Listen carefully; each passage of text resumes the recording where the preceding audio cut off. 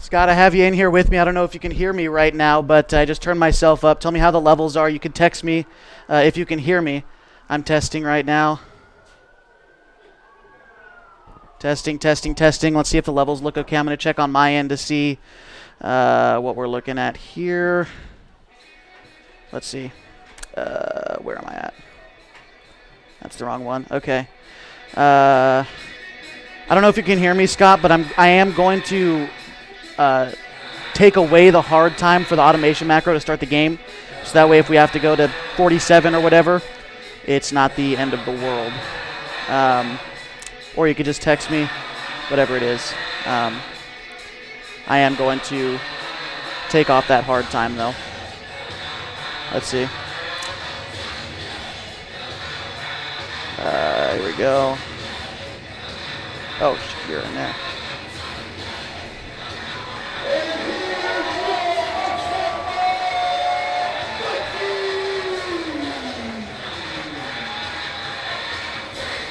What are you doing here?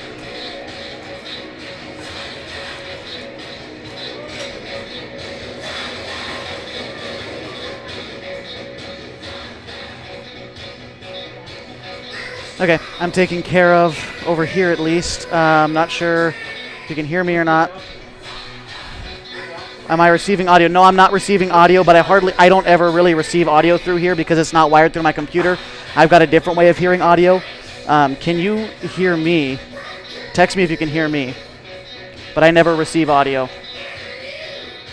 That's just not something I've ever had to worry about on here. Where am I at? Okay.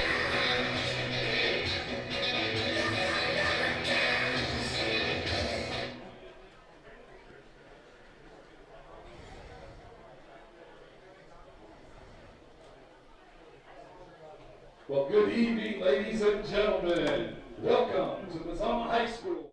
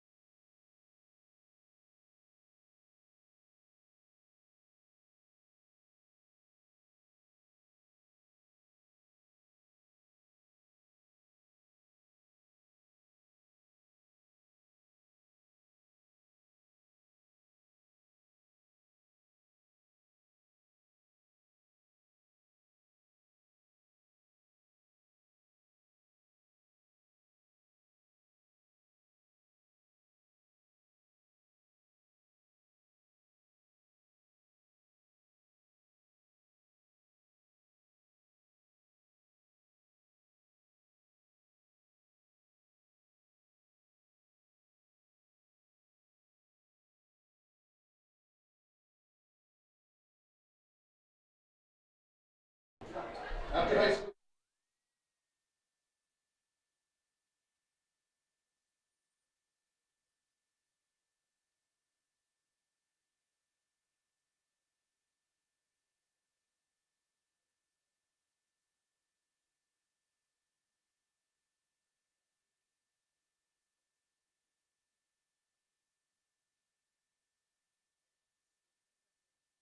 Caleb is escorted by his mom, Ann Roberts, and dad, Mark Roberts. Caleb has participated in 1 year football, 1 year basketball. Welcome to the Les Schwab Tires Game of the Week, live on 104.3 and 960 Sports, with live HD video on mybasin.com. I'm Josh Eldridge. Along with me is Brian Gailey of Klamath Falls Sports Network. Mazama High School is the site of our broadcast tonight as we look southwest off of campus. Tonight's matchup, of course, between the Klamath Union Pelicans and the Mazama Vikings. We've got a rivalry matchup on our hands tonight, but I also think we do have a clear favorite coming into play tonight. Mazama has looked indomitable this season, coming into tonight's game with an outstanding 4-0 record, beating teams like Thurston last week, who are the two-time defending state champs at the 5A level. Mazama has been very good on both sides of the ball, and it definitely shows with their record. On the other side of the coin, you got Klamath Union, who missed last week, did not have a game. Last time out for KU was a win over Phoenix 20-9. It was a solid outing for KU. They showed that they could run the ball effectively and do some damage in the air. They were also able to stop Phoenix offense. Their defensive line did a fantastic job of neutralizing the Pirates, and their offensive line did a fantastic job of keeping Silas Dutra on his feet. Now, Brian, I know that you've watched quite a bit of this Mazama team this year, especially last week. We talk about that big win over Thurston. You were at that game. What did you see from these Vikings last week? They were incredible. The Vikings, they came out, they were ready to go. They're ranked number one for a reason. They went up to Springfield. They came out on there at Thurston, and as you said, Thurston is the defending 5A champ. They're back-to-back champs. And Mazama went up there and they won it on a last-second field goal. Yes, it was a last-second field goal, but they did come away with the victory. It came on the heels of Zeke Keaton.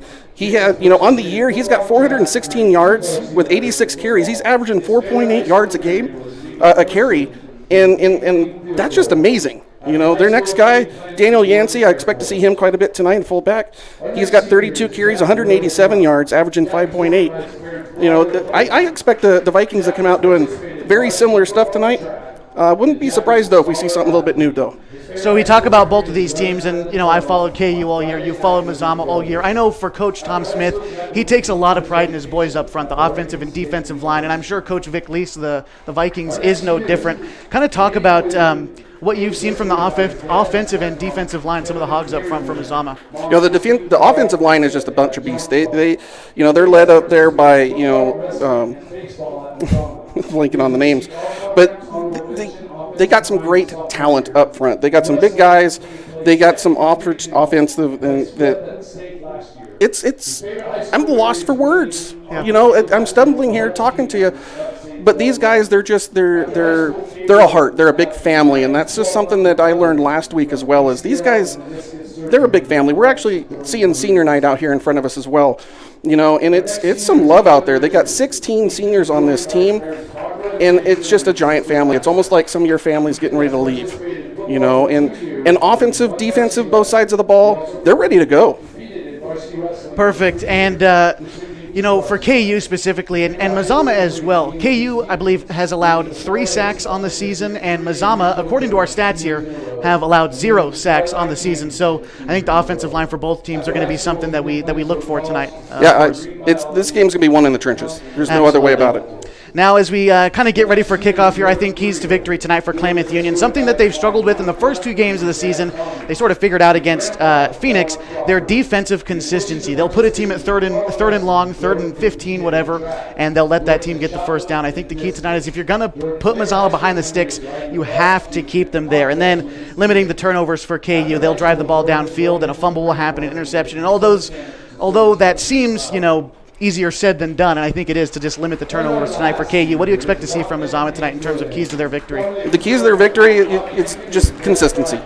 You're going to see a lot of consistency. You're going to see a lot of running, a lot of the fullback just pounding it in there, across those lines and trying to wear out that Pelican defense. That's going to be what you're going to see a key to victory tonight.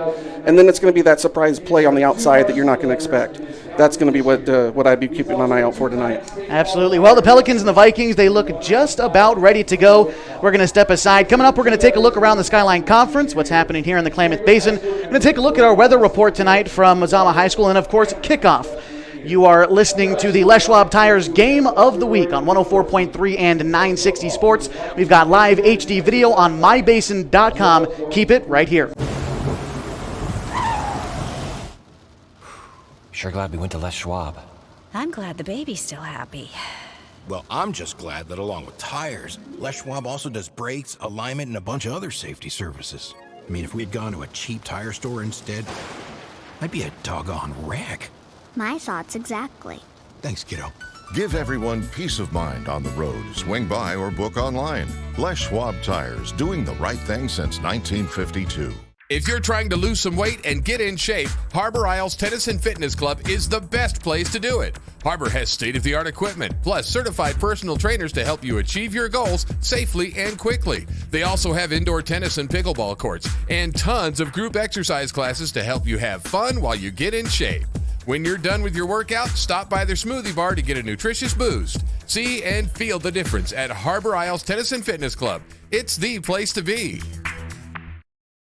It's tax time, and Lithia Chrysler Jeep Dodge Ram of Klamath Falls will help you make the most of your refund. Double down! Bring us your tax refund, and we'll double it to use towards your down payment on your new vehicle purchase. And right now, choose from more new trucks and SUVs than ever, and available 0% APR financing for up to 72 months. If you live here, you get it! Double your down payment during Ram Truck Month, only at Lithia Chrysler Jeep Dodge Ram of Klamath Falls.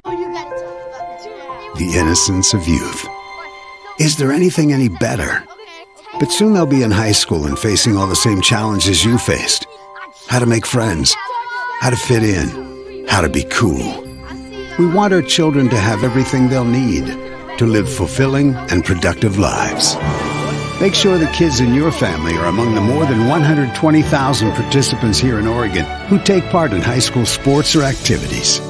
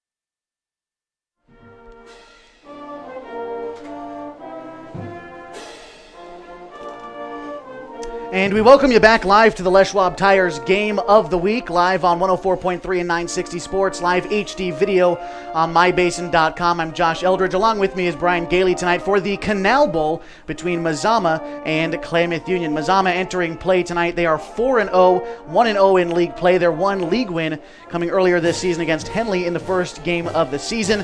Mazama has scored 159 points opposed to opponents only scoring 21 points against them this year.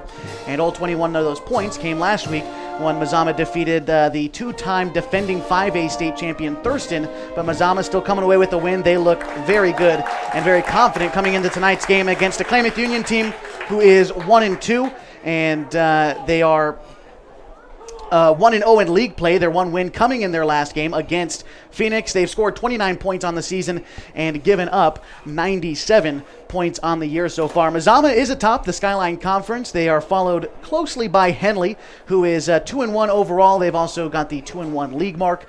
Although Hidden Valley is not technically in the Skyline Conference this season, we'll include them because they would be in any other year besides a COVID-shortened season. They are 2-0 overall. Both of those wins coming against Skyline Conference teams. They've outscored outscored their opponents 94-3 so far this season. Behind the Mustangs are these Klamath Union Pelicans in a solid 4th place in the Skyline Conference. North Valley and Phoenix round out the bottom of the conference. They are both winless on the year. As we talk about the Skyline Conference, pair of other games happening tonight as Henley, the Hornets, they welcome the Hidden Valley Mustangs, and Phoenix is traveled just north of Grants Pass to play the North Valley Knights. We'll give you a quick look at the entire Basin scoreboard. Coming up a little bit later on in the broadcast, we're going to step aside one more time as the coin toss going on down there on the field right now. Going to take one more break, and we'll be ready for kickoff on 104.3 and 960 Sports. We've got live HD video on mybasin.com. Leave it here. Threads. There are many threads that run through our region. There are churches and schools and Little League teams that bring us together and bind us into communities. There are roads and cars, there are houses and jobs and businesses, all woven together to make the fabric of our communities. There are financial threads that are part of that tapestry as well. For over 80 years, it's been our pleasure to be headquartered here, providing financial services to generations of our friends and neighbors. From that first savings account to retirement planning and all of the cars and houses and groceries in between.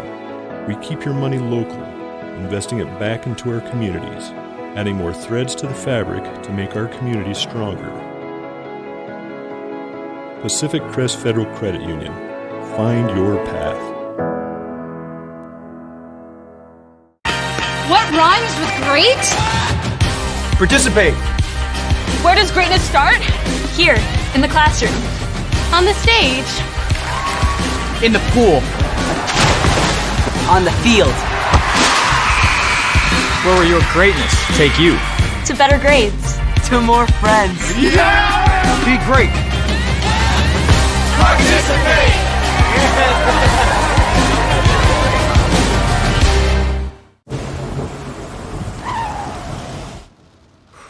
Sure glad we went to Les Schwab. I'm glad the baby's still happy.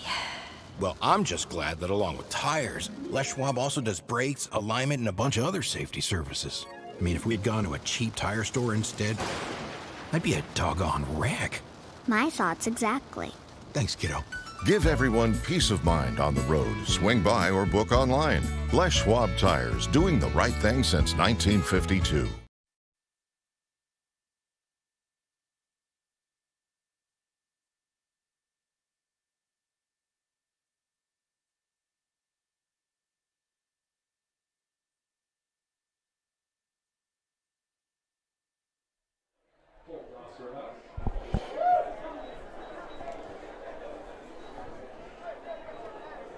All right, you guys ready for some football?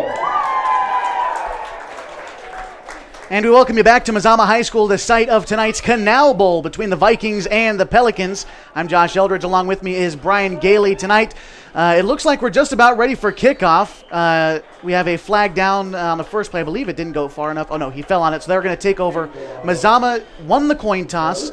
They deferred to KU, who decided to kick, so Mazama received. They marked the ball down right at about the 36-yard line. Mazama tonight in their all blues with their white helmets and white lettering. KU tonight in their all red uniforms. They've got their red helmets with the white lettering on their red jerseys and red pants with a white stripe down the side. As we get ready to go tonight, 1st and 10 for Mazama. They take over in the first quarter. Their first offensive play of the night. Sending a man in motion. Looked like a play-action pass as Tristan Lee falls back to the pocket. He's being chased to the far sideline, and he will throw an incomplete pass on the far sideline, as that is how we begin things this evening. That was a little short for Aiden Kent to come up with it. It was down by his shoelaces. That will make the play 2nd and 10 as the pass falls incomplete. Mazama tonight, they are working from from right to left across your screen if you're watching on mybasin.com. We encourage you to be there on the live video stream tonight and watch the Canal Bowl live on mybasin.com. All right, ready for the play. 2nd and 10. Under center is Tristan Lee. A option rushes it up the middle for a gain of about 8 yards on the carry for Mazama. I believe that was Eric Mays. Yeah, that was Eric Mays on the carry. He brings it back up. It looks to be about 3rd and 2. 3rd and 2. Mazama takes it from the about 44-yard line as they've still yet to cross midfield. Still the first possession of the game. Mazama moving the ball nicely. They, as you know, Brian, very ground and pound team. At least they have been in the past. I'm sure they like to air it out a little bit more now, but continue to snap it under center. And Mazama is ready to go. Lee is under center, sending a man in motion. It is a draw play, trying to air it out downfield. The pass is caught at the 30, taken in by Brosterhouse, and he's got nothing but daylight in for a Mazama touchdown on the 3rd play of the game. 11 minutes in, and they already got a score. They're going up 6 on an air from Lee to Brosterhouse. It was on the Mazama's 44-yard line on that play. 56-yard connection between Tristan Lee and Brosterhouse. That'll be a connection I'm sure we see more than once tonight. I will expect to see more Lee to Brosterhouse. Mazama due to kick the extra point. Doing so will be number 8, the senior Colby Anderson. Holding it still for him is Tristan Lee. Yeah, Anderson's the one who hit that game winner last week down at Thurston. The kick up from Anderson. It will split the uprights, and our score 7-0 Mazama with 11:03 left to go. Only taking them 57 seconds to put some points up on the board. We're going to step aside, and we'll be right back with more first quarter on 104.3 and 960 Sports live HD video on mybasin.com. If you're trying to lose some weight and get in shape, Harbor Isles Tennis and Fitness Club is the best place to do it. Harbor has state-of-the-art equipment, plus certified personal trainers to help you achieve your goals safely and quickly. They also have indoor tennis and pickleball courts, and tons of group exercise classes to help you have fun while you get in shape. When you're done with your workout, stop by their smoothie bar to get a nutritious boost. See and feel the difference at Harbor Isles Tennis and Fitness Club. It's the place to be. And we welcome you back to the Les Schwab Tires Game of the Week. It's the Canal Bowl tonight on 104.3 and 960 Sports, live HD video on mybasin.com. 7-0 as we get back in the first quarter, 11:03 left to go on the clock. Mazama leads. It took them 3 plays. The score came on a 56-yard lead to Brosterhouse connection as we are ready for kickoff on the other side. Taking it was Dutra. He picked it up at about the 10, now crossing the field. He got to about the 20 before being dragged down, and that was Jameis Dutra on the return. KU is going to take over at about the 20-yard line with 10:56 left to go on the clock as KU gets their first possession of the night. For Mazama defensively this season, take a look at some of their stats. They've only allowed 5.3 points per game. That's an average, but they hadn't given up any points until last week against Thurston. They didn't. They held everybody to 0 points all season, and Thurston was able to put 21 on the board. Absolutely. 1st and 10 for KU from the 20-yard line. They drive from right to left across your screen. They send a man in motion. It's a draw play. Silas back in the pocket. He throws it over the middle. The pass is caught by his twin brother, Jameis Dutra. A 5-yard reception. It'll be 2nd and 10. That was a good crossing route there by the Pelicans. A little bit of misdirection on that play as well.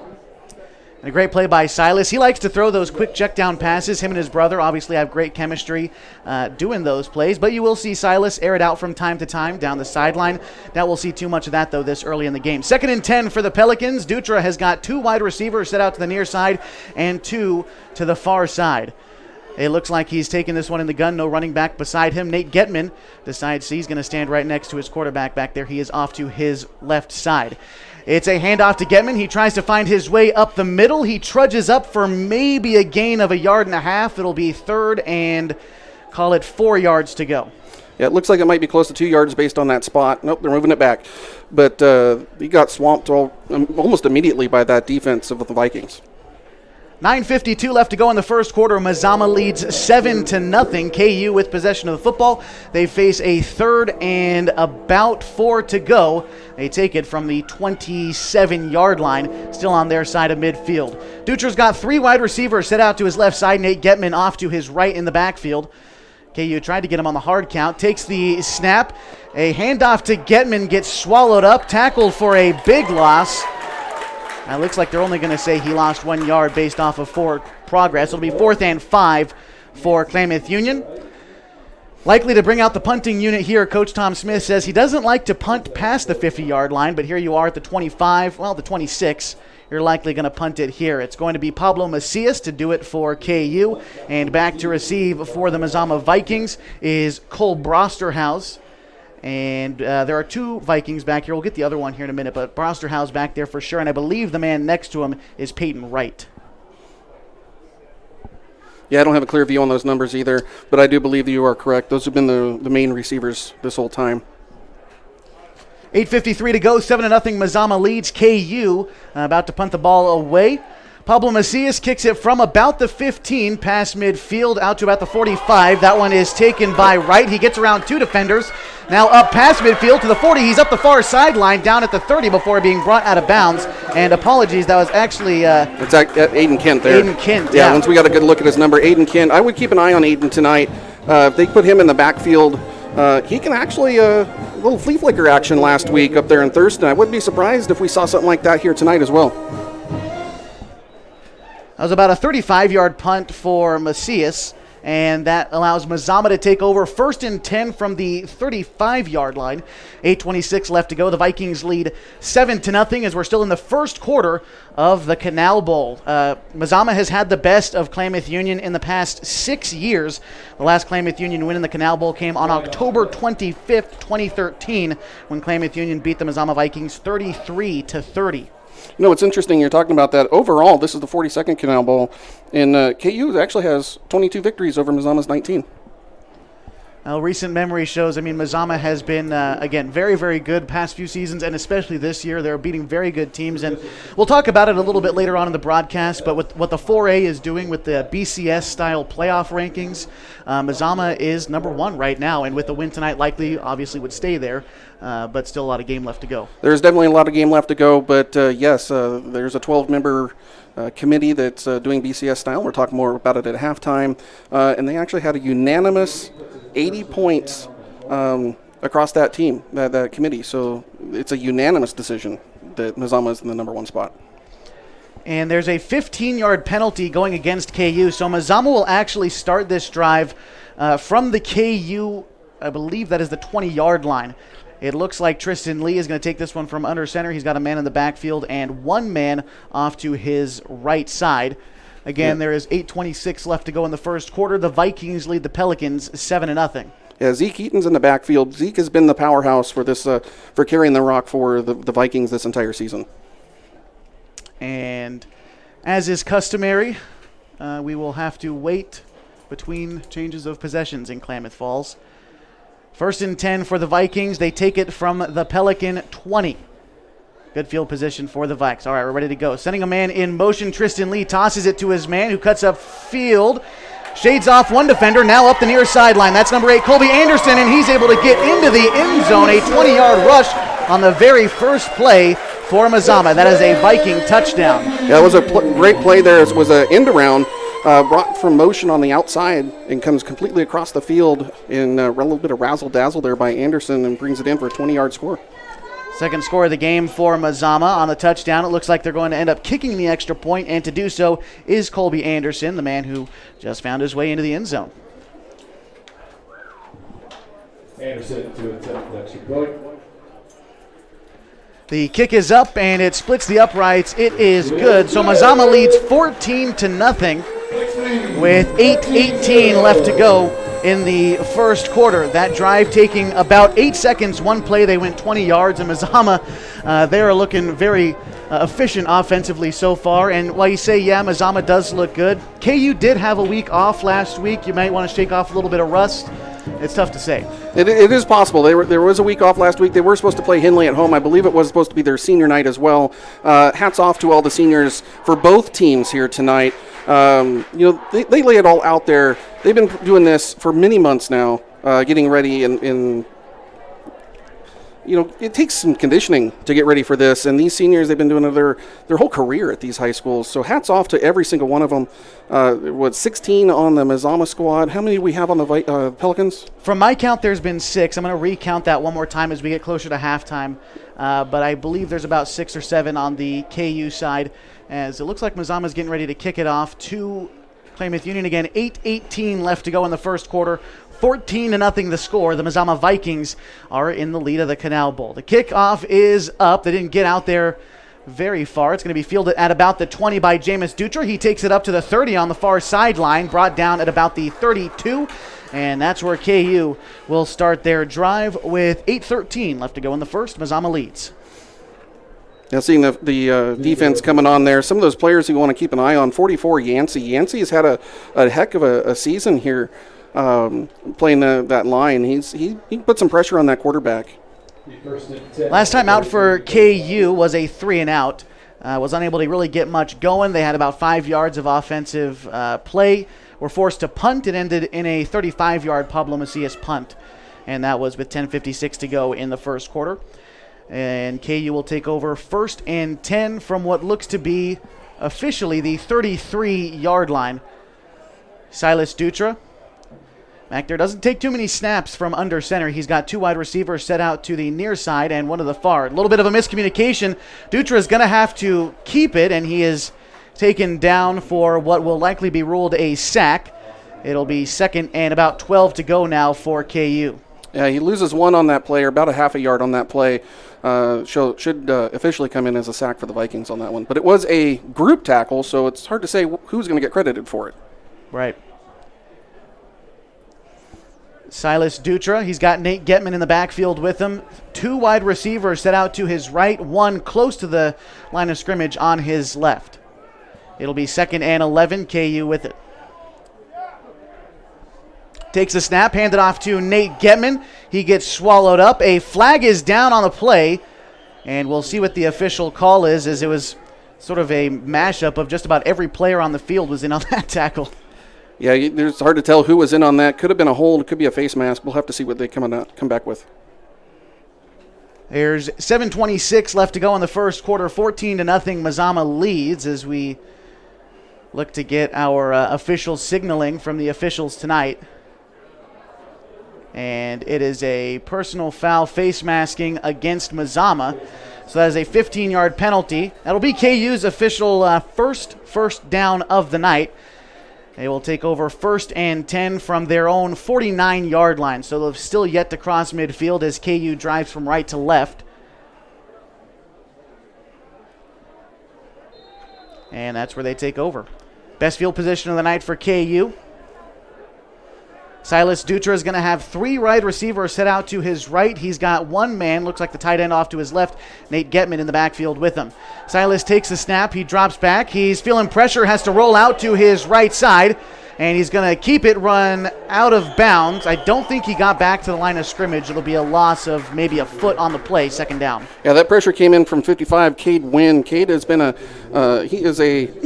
where is he? Senior, 6 foot, 200-pound senior. Put all that pressure there on that Pelican quarterback to force him to scramble to the outside. Loss of maybe a yard, maybe closer to about a foot and a half. 7:04 left to go in the first quarter. 14-0. Mazama leads. They have struck twice early and looking to stop KU on the defensive side of the football. Silas Dutra has got trips set out to his right side. Nate Getman in the backfield off to his left. Silas Dutra takes the snap, feels a little bit of pressure. He's rolling out to his left. He sees a little bit of daylight. He is brought down after a gain of, call it, 1 yard on the play. It'll be 3rd and 9. Yeah, he's wrapped up by 4 Vikings. They're led by Wynn. They're putting pressure on Silas early. We mentioned in the pregame show one of the keys for KU is going to be the guys up front. Coach Smith, the Pels, he takes a lot of pride in his offensive and defensive line, and so far they've gotten to Silas, the Vikings have, and pressure him in the backfield. They put him on the run. Silas not accustomed to throwing on the run, though I'm sure it's in his wheelhouse. I think every play he's had some pressure. Absolutely. 3rd and 9 from the 49-yard line in Mazama territory now as KU drives downfield. Silas takes the snap, a fumble snap. He has to fall on it, and that will most definitely go in the books as a sack and a loss of 3 on the play. It'll bring up 4th down for Klamath Union, 4th and 12. And now, again, Coach Smith doesn't like to punt on the other side of the 50, but he's at the 48 now, so he is going to be forced to bring out the special teams unit for his Vikings. For the Pelicans. That makes KU 0 for 2 on 3rd down conversions tonight and bringing out the punting unit. Yeah, Brosterhouse and Kent are back to receive for the Vikings. And Fernando Gutierrez to punt for KU. Snap is up. There is a flag as the ball is snapped. It's thrown by just about every official on the field as play stops in 5:35 to go in the first quarter. Mazama leads 14-0 over the Klamath Union Pelicans, just getting started tonight in the Canal Bowl. As we get our official signal for the flag, offsides on Mazama. So KU, a bit of a lucky break here now as they cross midfield. We'll see if they decide to punt or if they decide to go for it. It's also going to be 4th down and about 7. It looks like they're going to keep the punting unit out there, is KU. Still Gutierrez back to punt for the Pelicans. That was pretty fortunate for the Pelicans to get that flag because the snap was awfully high into the outside. High snap again. Gutierrez gets the punt off. It is blocked. It rolls down to about the 30-yard line and saved just before it rolls out of bounds on the near sideline. Falling on that one for the Vikings was Caleb Waits. Yeah, Caleb just got on that ball just before it rolled outside. It's going to put them in fantastic field position at the 29-yard line. They take over at the KU 29, as you said, Brian, with 5:27 left to go in the first quarter. The Vikings do lead 14-0 and another prime opportunity to score. They are 2 for 2 in terms of possessions to converting points. Their first possession ended in a 56-yard lead to Brosterhouse connection through the air, and their last drive only lasting one play as Anderson went 20 yards for the touchdown on the ground. First and 10 from the 29 for Mazama, and unsure if you can hear him tonight, but a fair bit of students in the student section and a fair bit of parents tonight on senior night. Good to see some folks in the crowd. It is great to see some attendance here at the game.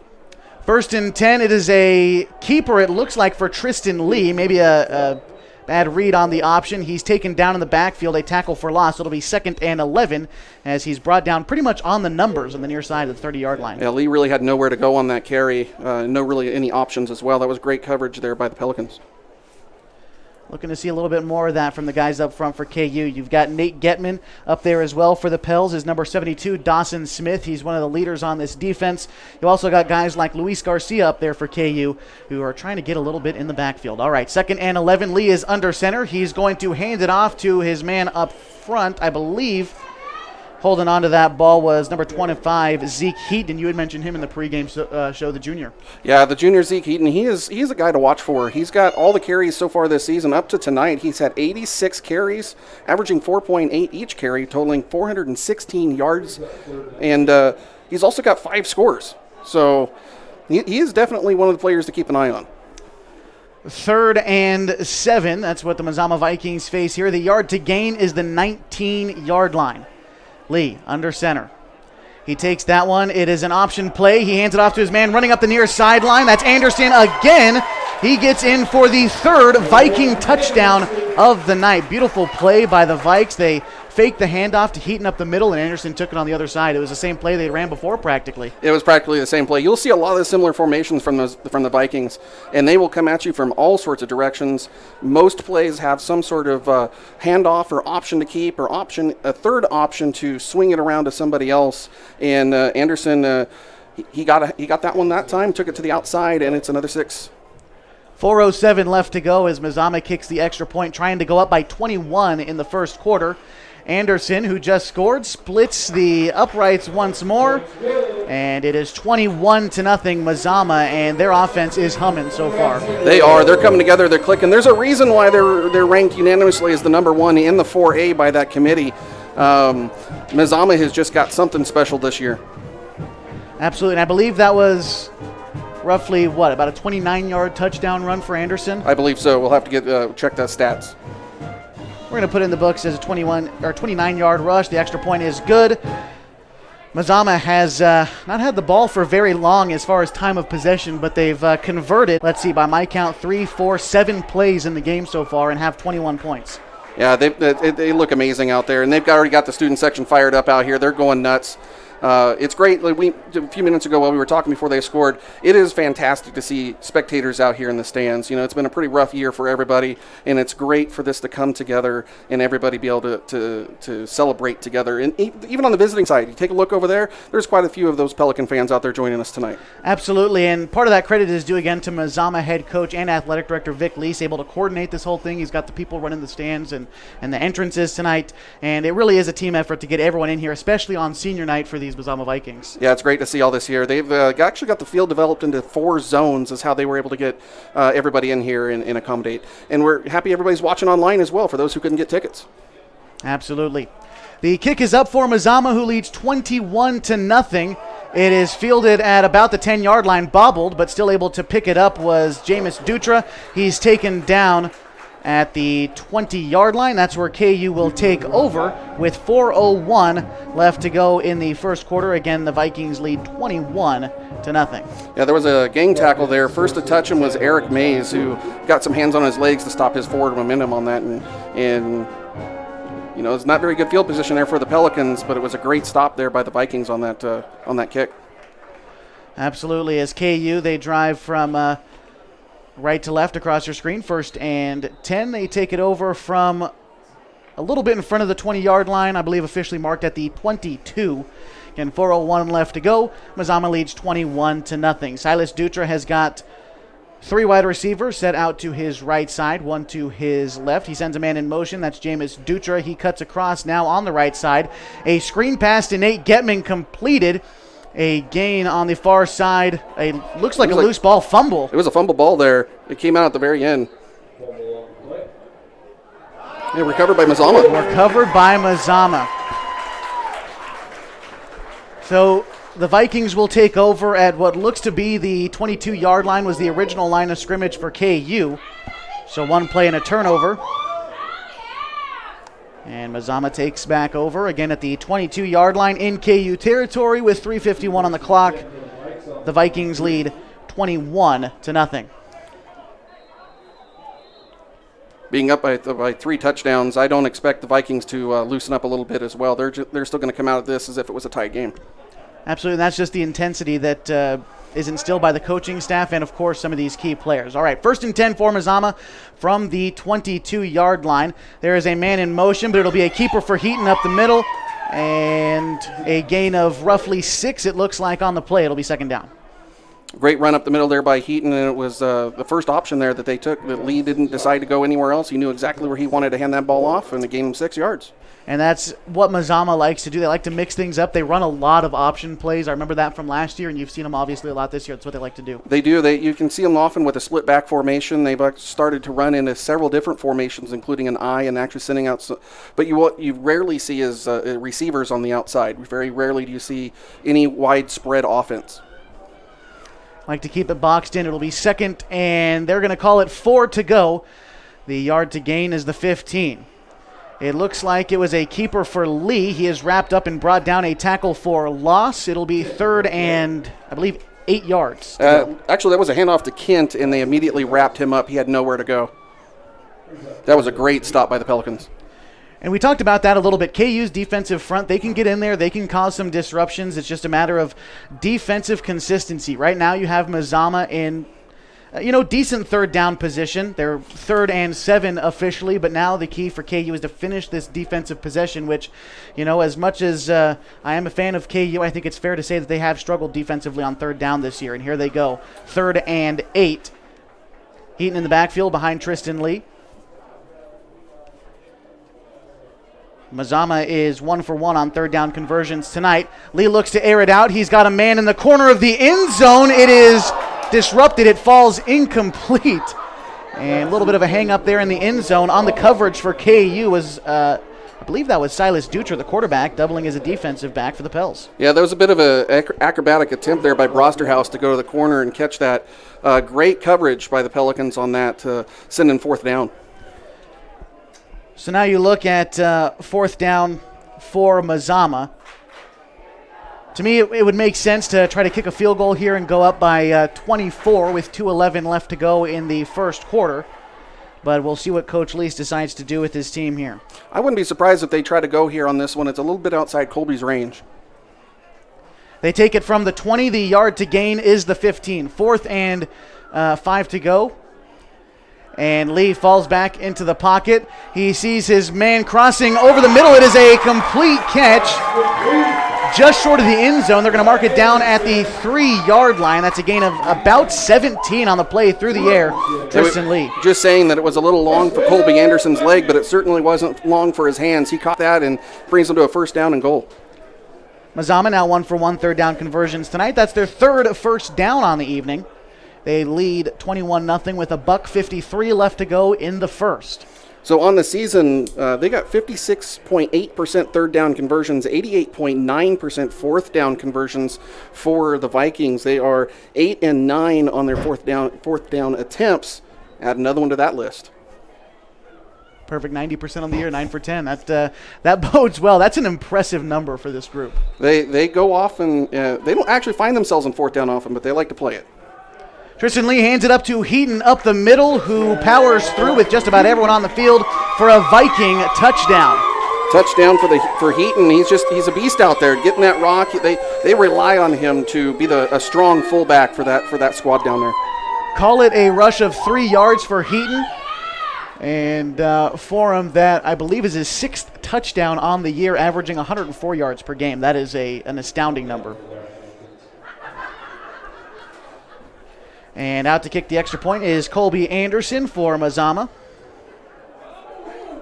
Yep. And it looks like a different kind of attempt there. Either way, the 2-point conversion attempt is no good, as I was tackled for a big loss. I look at my score sheet for a half second, and the play's broken. I was looking down as well. I don't know if that was a bad snap or if it was a designed 2-point conversion. I unfortunately looked away just as that happened as well.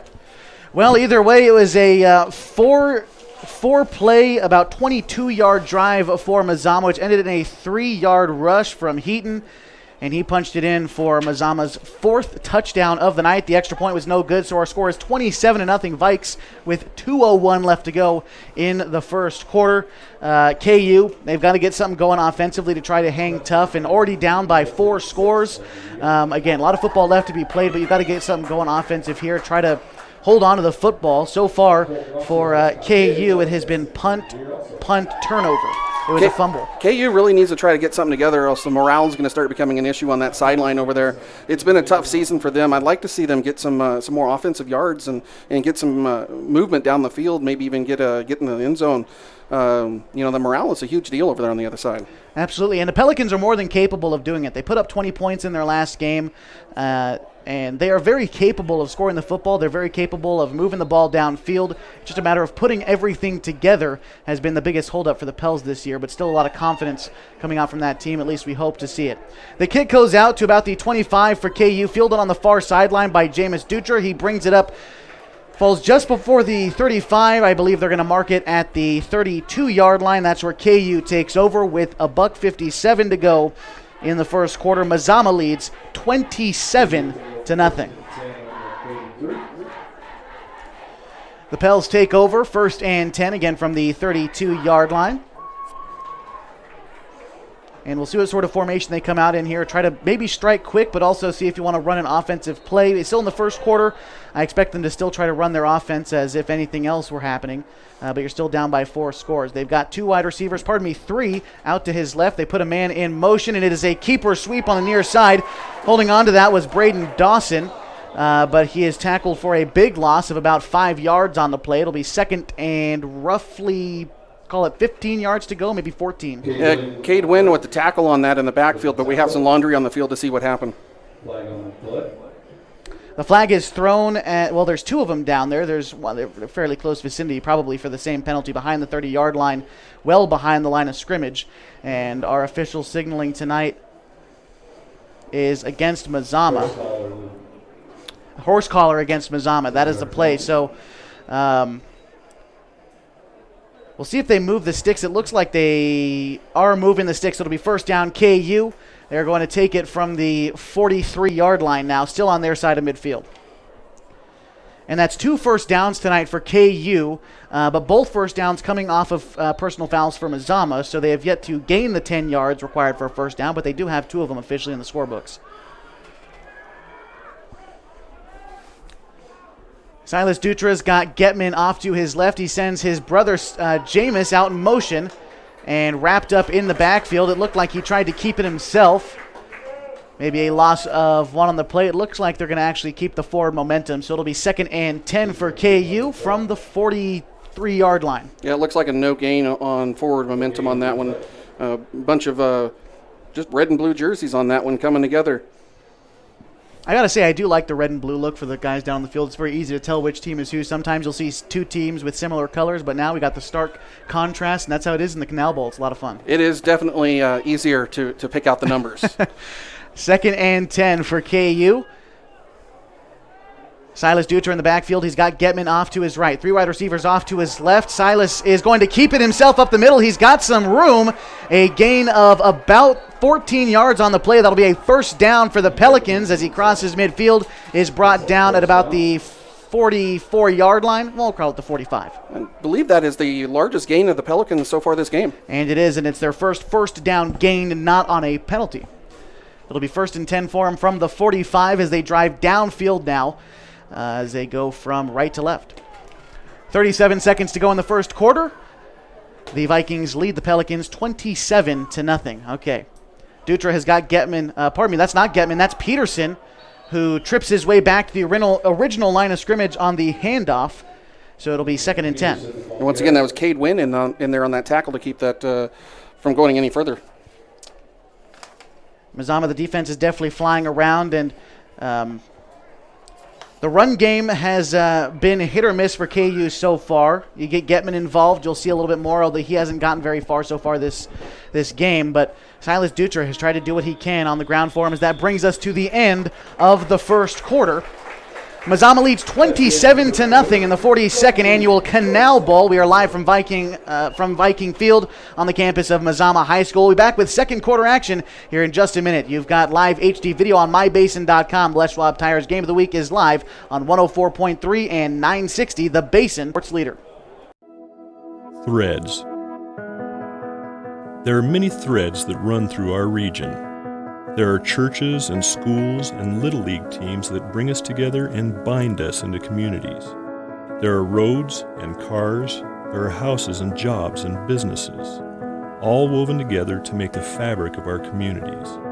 There are financial threads that are part of that tapestry as well.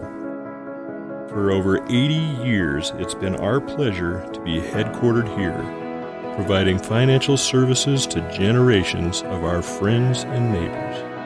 From that first savings account to retirement planning and all of the cars and houses and groceries in between, we keep your money local, investing it back into our communities, adding more threads to the fabric to make our communities stronger. Pacific Crest Federal Credit Union. Find your path.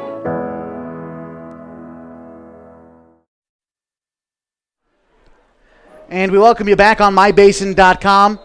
To the Canal Bowl, Les Schwab Tires Game of the Week. KU starts with it as we get things going again. Silas Dutra takes a snap. The ball falls incomplete. That'll bring up 3rd down for the Klamath Union Pelicans as we await our radio audience to join us once again on the Les Schwab Tires Game of the Week. Yeah, that ball got batted down by the defensive line there by the Vikings. And we welcome you back on 104.3 and 960 Sports. We're back into the action. You did miss one play. It was an incomplete pass over the middle for KU. Apologies there, but it does bring up 3rd and about 9 to go for the Pels. They look to run their 6th play of the drive right now, 0 for 2 on 3rd down conversions this evening. They've got 3 wide receivers set out to the near side, does Silas. He drops back into the pocket, throws it over the middle. The pass falls incomplete. Intended receiver was Zumwalt over the middle. That will bring up 4th down for the Pels.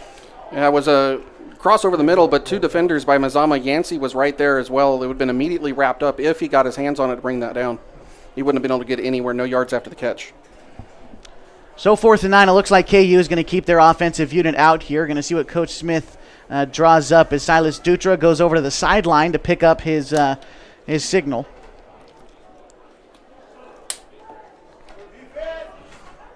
.11:53 left to go in the second. Mazama is up 27-0. And KU faces a 4th down. 3 wide receivers set out to the near side, 1 to the far side. Silas Dutra takes a snap. He rolls out to his left, is being chased. He gets a throw off, but it will fall incomplete. The intended target was Zumwalt, and that will be a turnover on downs for KU. Mazama takes over from, I believe, the 44-yard line is where they're calling it. 1st and 10, 11:47 left to go in the half. And Mazama leads 27-0. Yeah, that was Hayden and Wright on that, causing a lot of that pressure, forcing the errant throw to the sideline. So 44-yard line is where they are marking it. Mazama still in their own territory as KU put together a decent drive. They gained about 20 yards on that drive in 6 plays, but again, the turnover on downs is what ended it. Still good things from KU in that drive. We'll talk about it a bit later. As Tristan Lee for the Vikes is under center. He hands it off to, I believe that's Heaton on the near side. He's brought down after a first down, a gain of, call it 14 on the play, and he gets up past midfield, dragged down, call it at the 43-yard line. Yeah, it's going to be first down on the Vikings there. Great way to move the chains. Just keep it fired and right up the middle with their biggest playmaker, Zeke Heaton. First and 10 for the Vikes in the second quarter. With 11:30 left to go, they lead 27-0. And for Mazama, that is only their 4th first down of the evening. They've not had to move the chains too much. As a matter of fact, they've scored on every drive so far this game. They look at it first and 10 from the 43-yard line, now in KU territory. Sending a man in motion. It is an option for Lee. He decides to hand it off to Heaton, who drives himself up the middle for a gain of roughly 3 yards, maybe 2.5. It'll be second down for Mazama. Yeah, another great carry for Heaton. It was left on the left side this time. It is, like you said, bringing up second down. It looked to be good for about 3 yards.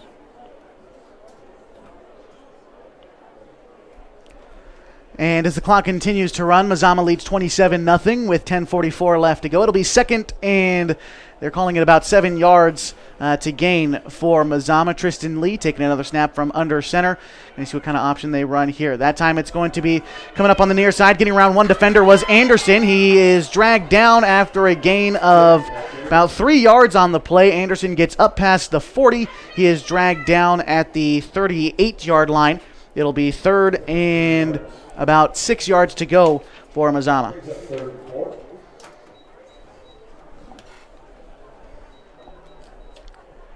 The Vikings, they keep the ball on the ground quite often. Like you said, you won't see them air it out too much. They do have one touchdown through the air on what was the 3rd play of the game.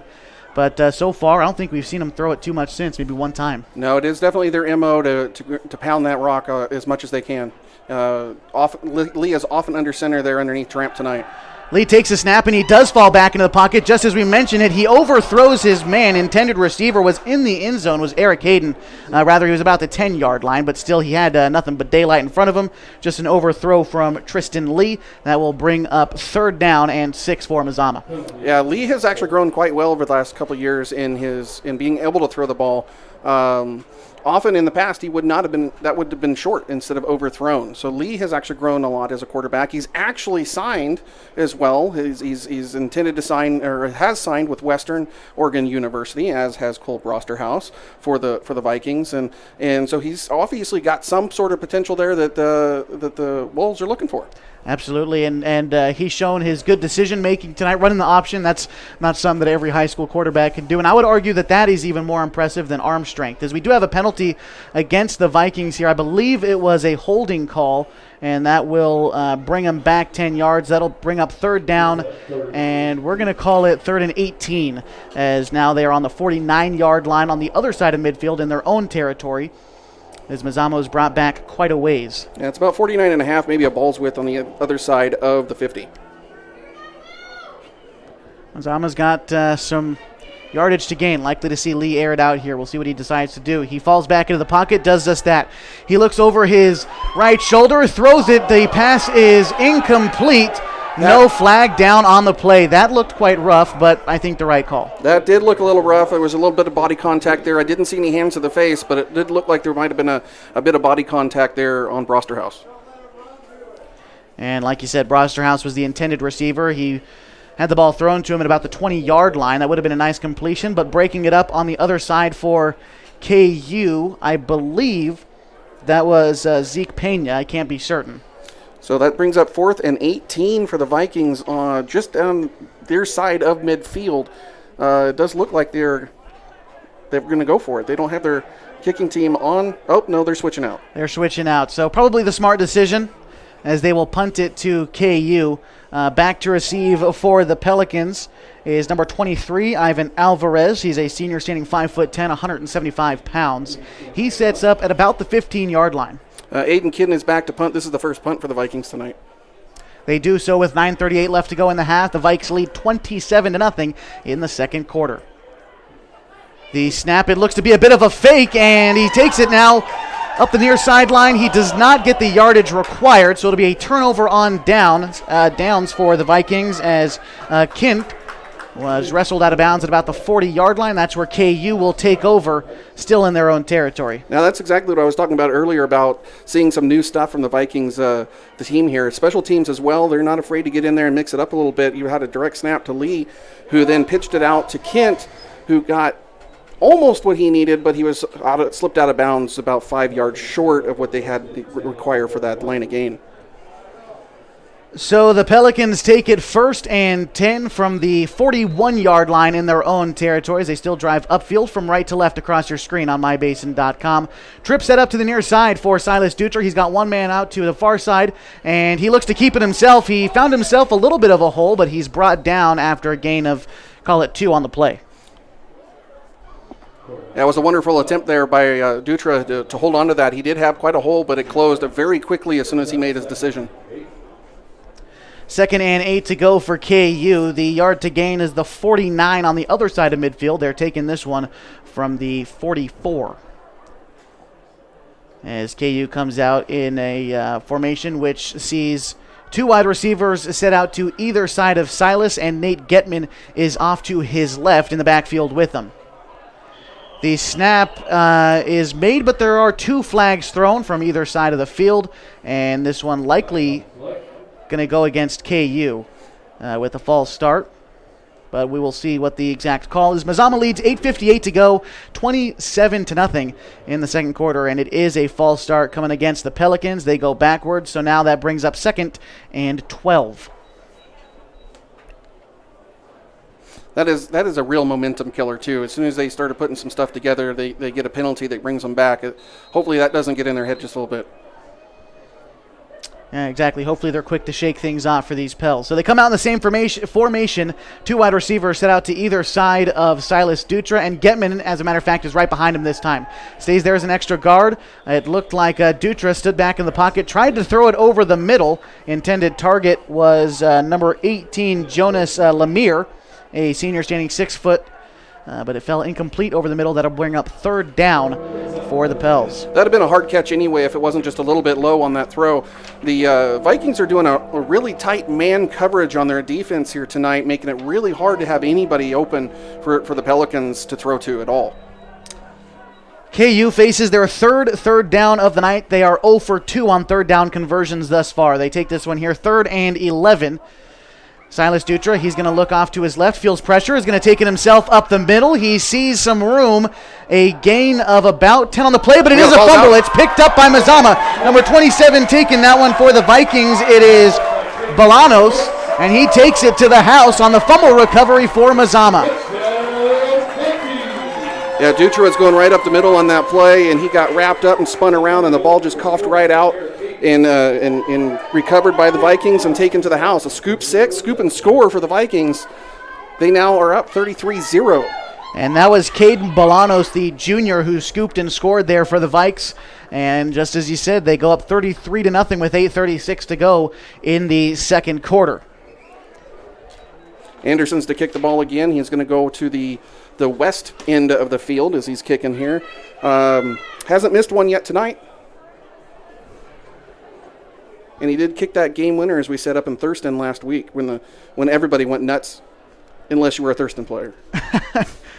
We don't want to talk about Thurston too much down here in the Klamath Basin. It looks like a bad snap and maybe a fake field goal attempt. The 2-point conversion, regardless, falls incomplete, as it looked to me like Eric Hayden, he took the snap, was due to hold it still, and the snap was high. He scrambled around, tried to throw the football. It did not work out, and our score stands 33-0. Mazama leads the Klamath Union Pelicans with 8:36 left to go in the second quarter. Yeah, that high snap really got him on that play where it was just out of range, and then a lot of pressure there immediately. Had to get rid of it, and unfortunately no Viking in the area to make a catch. That's 2 turnovers for KU that have resulted in scores for Mazama.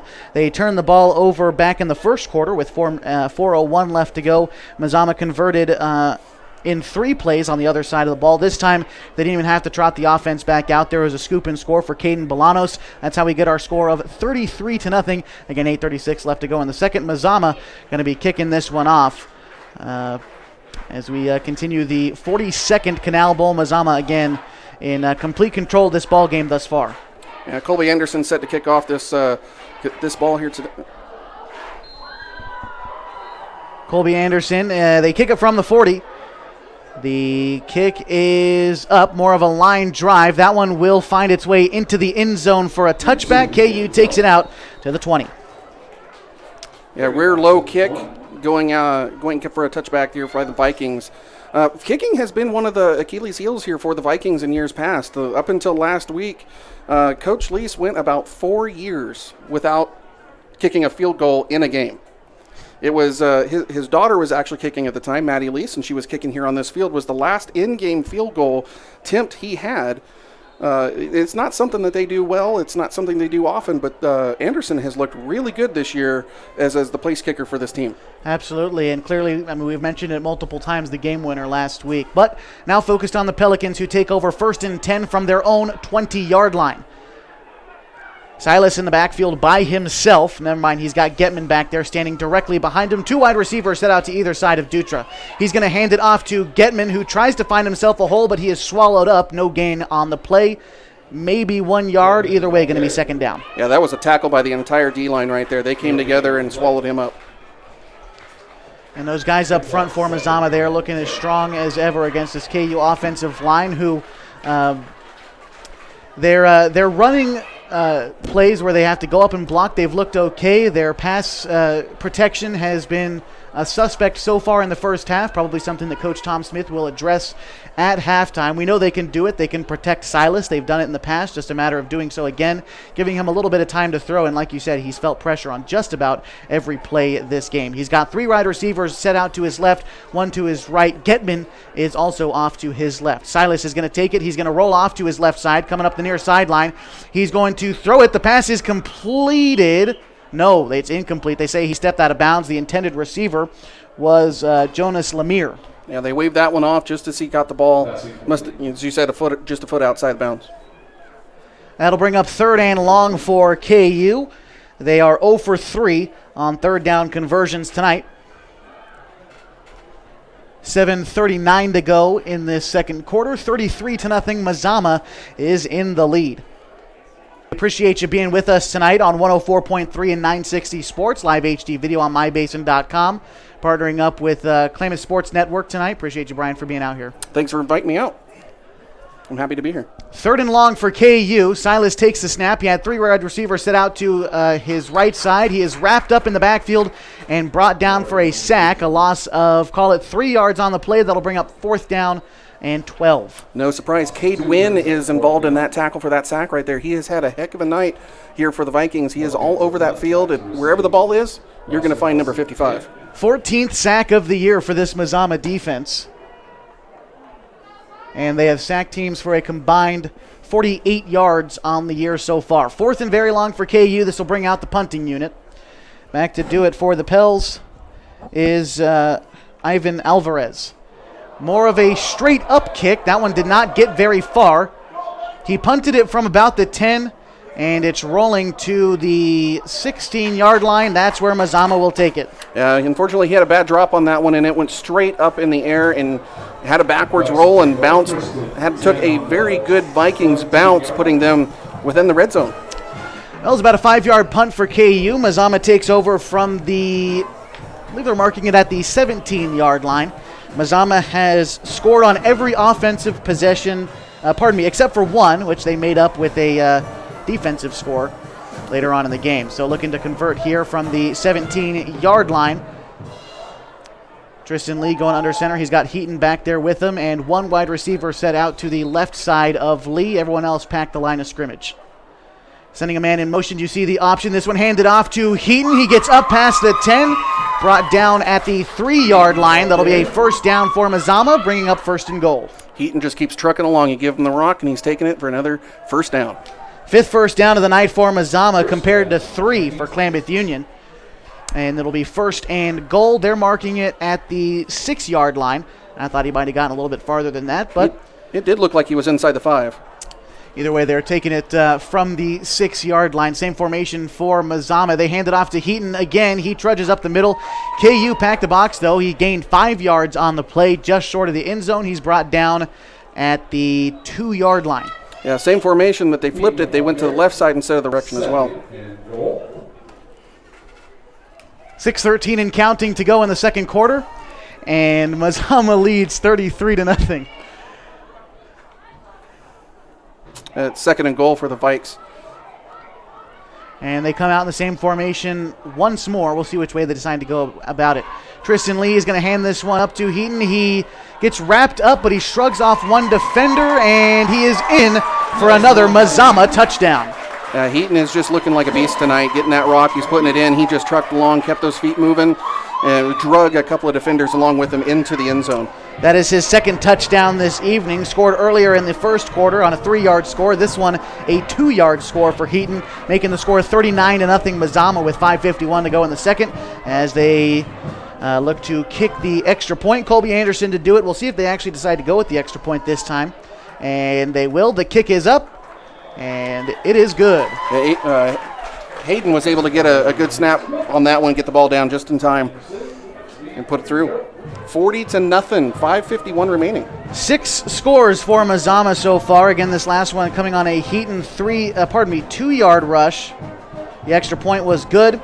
So far, Mazama, just in case you're wondering, they have scored again 6 times. 4 of those times, the extra point has been good. On score 4 and 5, they missed down the extra point. That's how we get our score of 40-0. KU, their defense has had trouble stopping the run game tonight. As we know, that's pretty much what Mazama does. They keep the ball on the ground, and they haven't let too many big plays get through on the ground except for one 20-yard Colby Anderson. Now has a score back in the first quarter, but you get 5 yards, 5 yards, 5 yards, and that's what Mazama's good at. Mazama's good at getting those first downs and keeping the chains moving. They also run the clock that way.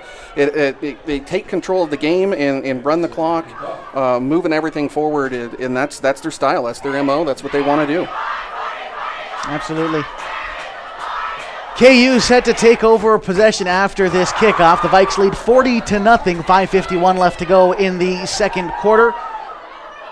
The kickoff from the Vikes is a bit of a line drive coming out to the 15, and it will bounce into the end zone for a touchback. KU will take over at the 20-yard line. That's exactly what happened with 8:36 left to go in this quarter. A little bit earlier, it ended in a punt for the Pelicans. It was a 3-and-out last time out for KU. First and 10 from the 20.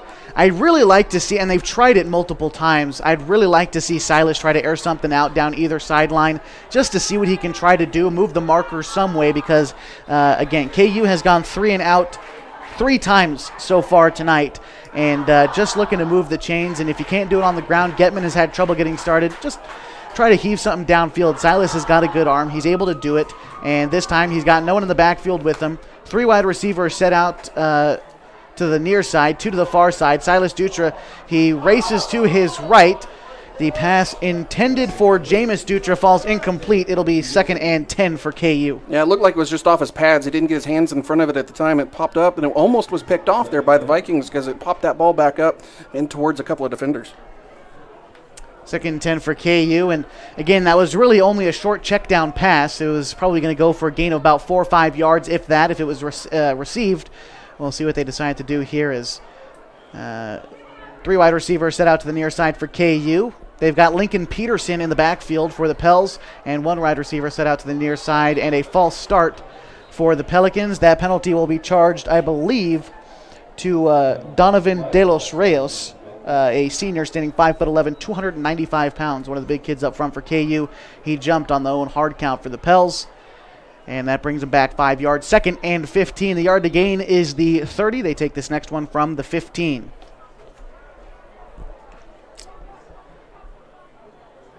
Three wide receivers set out to the near side of Silas Dutra, 1 to the far end, and he's got Lincoln Peterson in the backfield with them. He's going to hand it off to Lincoln Peterson, who gets to the original line of scrimmage and braced for a hit and was brought down. It didn't look like anyone was in front of him. It looked like he had a hole, but braced for a hit that ended up getting there in time. I think he might have got tripped up on a little bit of friendly fire there on his teammate's shoes. That can happen as well. 3rd and 15 for KU. There is 5:18 left to go in the second quarter. The Vikings lead 40-0 in the 42nd annual Canal Bowl. 2 wide receivers set out to either side of Silas Dutra. He's got Getman in the backfield off to his left side. Silas falls back to the pocket. He has time to throws it over the middle, and it falls incomplete. Intended target was Zumwalt at about the 30-yard line, but again, falling incomplete. That'll bring up 4th down for the Pels, 4th and 15. Yeah, that was batted down by Tanner Larimore. We haven't talked much about him. He's a 6'3 senior, 165, kind of a smaller guy, but tall. He got his hand in there and knocked that ball down to the ground. And like you said, the tight man-to-man defense for Mazama, they've guarded these KU wide receivers very well. And again, we've mentioned it. It is obvious watching this team why they are ranked number 1 in the state. The punt coming out for KU, more of a ground ball that'll roll out to the 40-yard line, now to the 50, and no one there for Mazama to field it, so KU will touch it on the other side of midfield at about the 46-yard line. Marking that one down was Zeke Pena, a senior for KU, standing 5'10", 170 pounds, and that's where Mazama will take over. They are marking at the 48-yard line. I'm actually surprised that low punt didn't touch a defender or one of the offensive players there. It was low and it went right through the middle of the pack. Yeah, well, you saw just about everyone on the field dance out of the way of the ball. No one wanted to touch it, so it just kept on rolling. 1st and 10 for Mazama from their own 48-yard line. 4:22 to go in the second quarter. The Vikes lead 20-0. Excuse me, 40-0. I was thinking about the yard line there. 40-0. They are 1st and 10.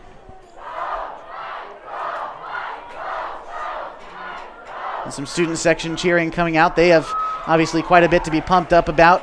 Lee kept the handoff. He was able to trudge his way up to a 1st down, call it a gain of 11 on the play for Tristan Lee. He hasn't kept it too much tonight. When he has, he's been wrapped up. That was his first good game so far on the night. And surprisingly, that was actually a bad snap between Tramp and Lee there. A little bit of bobble there, and that's why he kept it, but found a hole anyway to get the 1st down.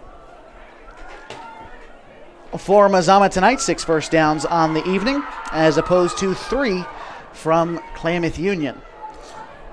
Tramp under center here tonight hasn't been doing the center duties all season. He's actually got recruited over to that and switched over to it in this last couple weeks.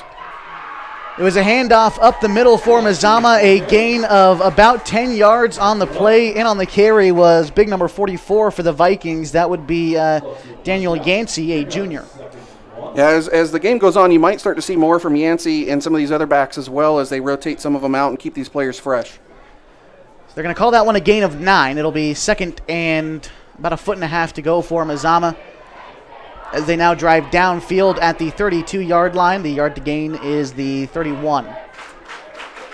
Yancey in the backfield again for the Vikings. They put a man in motion. It's Anderson, but they hand it off to Yancey, who trucks through one defender, but able to bring him down was Nate Getman, and that will be a 1st down for KU. Yeah, 44 took down 44 on that one. That was... his hole closed very fast. Getman was right there and wrapped him up. Getman's got a motor on him. He's the running back. He'll double as a linebacker for the Pelicans, and he's got a motor on him. He got hit pretty hard, but was able to bring down Yancey. It's still 1st and 10 for Mazama from the KU 30-yard line. Yancey still in the backfield. And Yancey takes, pardon me, this is kept by Hayden, who's able to find his way through. He's got nothing but daylight. He's in for another Mazama touchdown, and that was Alex Hayden who kept that one, found his way through, and went 30 yards to the house. That was a great misdirection. It even fooled me up here. I was totally watching Yancey, thought he was down. Ended up Hayden swinging around to the outside there on the far side and for that score. Makes the score 46-0, and that is the 7th score of the game for Mazama as Anderson out to kick the extra point. And the kick is up. It is good. The extra point for Mazama. They lead 47-zip, 2:49 to go in the second quarter.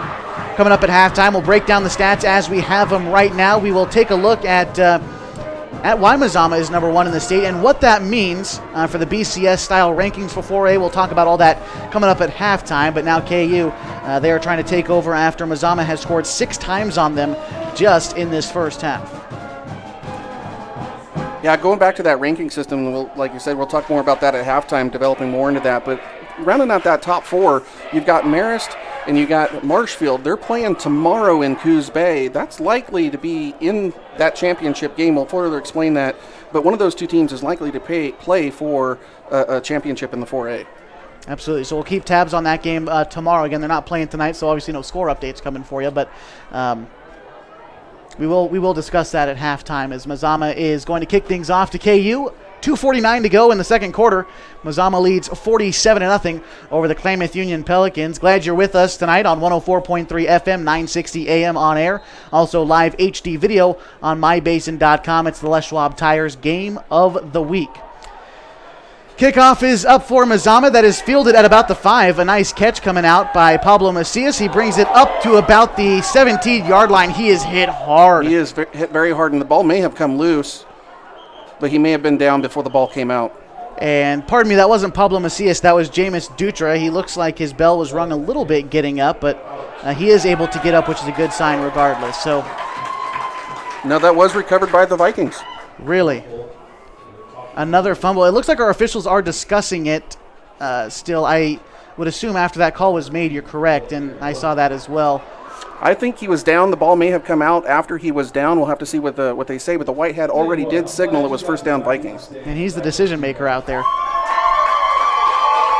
And you can hear the parents in front of us in the press box tonight, and as well as the student section. They seem to think that it is Mazama football, and we have yet to get an official signaling. The officials are still talking about it down there. And Lisa's calling Hayden in. He wants to talk about it just a little bit while the officials are talking as well. Tonight's game brought to you in part by Coldwell Banker Home and Premier Realty. Little things can add up to big bills when buying, selling, or owning a home, but Coldwell Banker Home and Premier Realty's exclusive Beyond the Sale guarantees protect buyers, sellers, and homeowners from unexpected repair bills. To learn more, call Coldwell Banker Home and Premier Realty today. As we get back into the action, it is 47-0 in the second quarter. The Mazama Vikings are in the lead. There's 2:43 left to go in the second quarter. And if you're just joining us down on the field, KU had recovered the kick, and it looks like they had fumbled it. So we're getting an official signal right now. And, okay, so there was a penalty against KU that was declined, and it is Mazama football. So it looked like a hold on KU on that return, and then they lost the ball, unfortunately. It did look like he was down from our angle. I am inclined to agree with you, but that's why we're not down there. We are fairly removed from the field. So Mazama takes over 1st and 10 from the 16-yard line. And there is 2:43 left to go in the first half. And an unfortunate turn of events for KU there is, we could dwell on it all we want, but at the end of the day, that's a fumble recovered by Mazama. That is the 3rd turnover for KU on the night. I know Coach Lease won't complain on getting the ball back again. Absolutely not. A fumble snap, but a flag is down, it looks like. And it is false start against Mazama. So we had a little bit of movement there. They jumped a little bit early that time. Still a little antsy, a little excited to play. That'll make it 1st and 15. Mazama has played behind the sticks a couple of times tonight, but so far have scored on every offensive possession except for one, and that came early on in this second quarter. And Lee hands it off to Yancey. He gets through every hole that the offensive line formed for him, ran it all the way in for another Viking touchdown from about 20 yards out. That was actually Hayden in. Hayden's been actually in the last 2 drives there for Lee. They brought the QB number 2 in to keep Lee fresh, and then Yancey took that straight up the middle. They're going to call it a 21-yard touchdown rush for Yancey. That makes it 53-0, still in the first half. An absolute rout by the Vikings. And the kick is up, and it is good. 54-0 now, as Mazama has scored 8 times here in this first half. Yeah, they only had to punt the ball one time.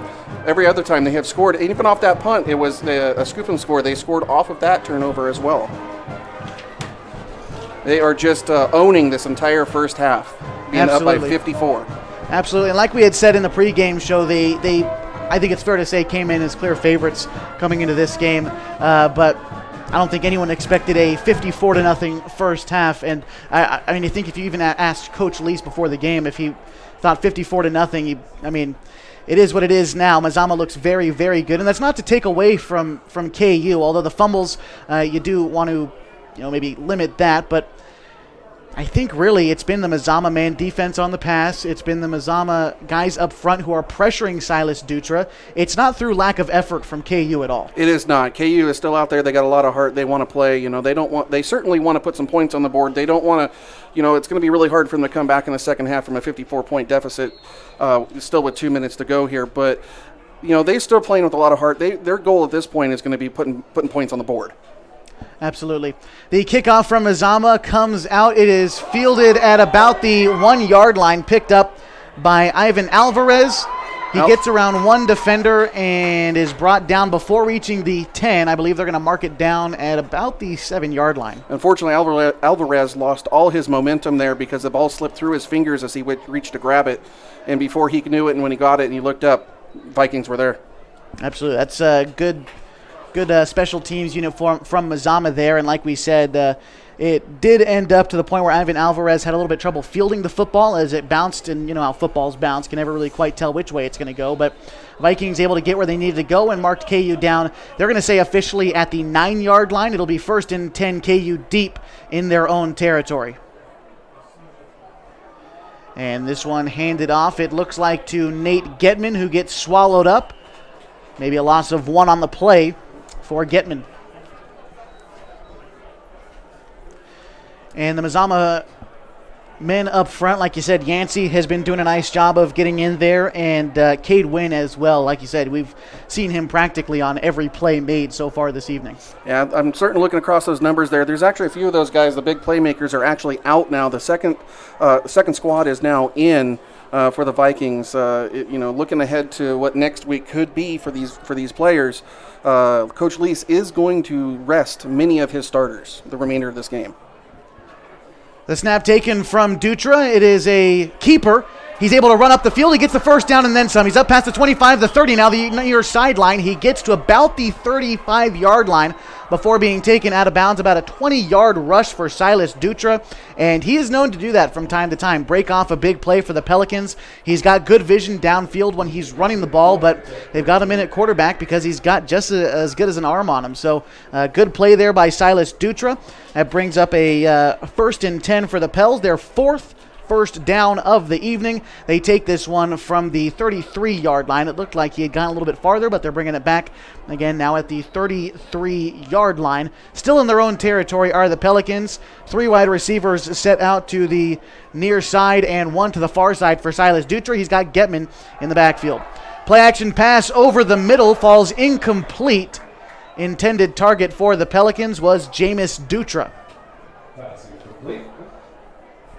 We'll bring up 2nd and 10 for the Pelicans, again from the 33-yard line. $1:34 left to go in the second. 54-0. Mazama in control of this one. Yeah, senior Eric Hayden, 6'1", 200 pounds, was right in there on that play, ready to knock it down and kept the Pelicans from moving that forward. So 2nd and 10 for KU. 2 wide receivers set out to the right of Silas Dutra, 2 to the left. That's the near side, and Peterson in the backfield. This one is going to be kept by Silas again. Same play that they had ran before, this time only for a gain of about 4.5 yards on the play. Brought it up through the middle. That'll bring up 3rd down for KU. Yeah, the junior Tanner Wood actually was involved in the stop on that play. He just checked in, and the play immediately went straight to him.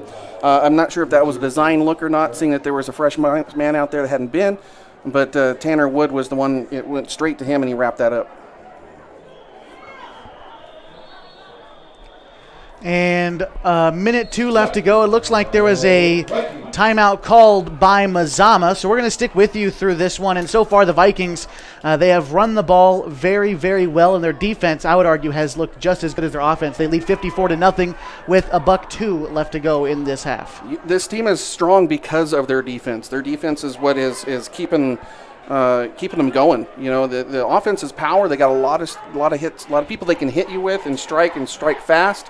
But it's that defense that's in your face over and over and over again, wearing you down by the Vikings that just keeps us going.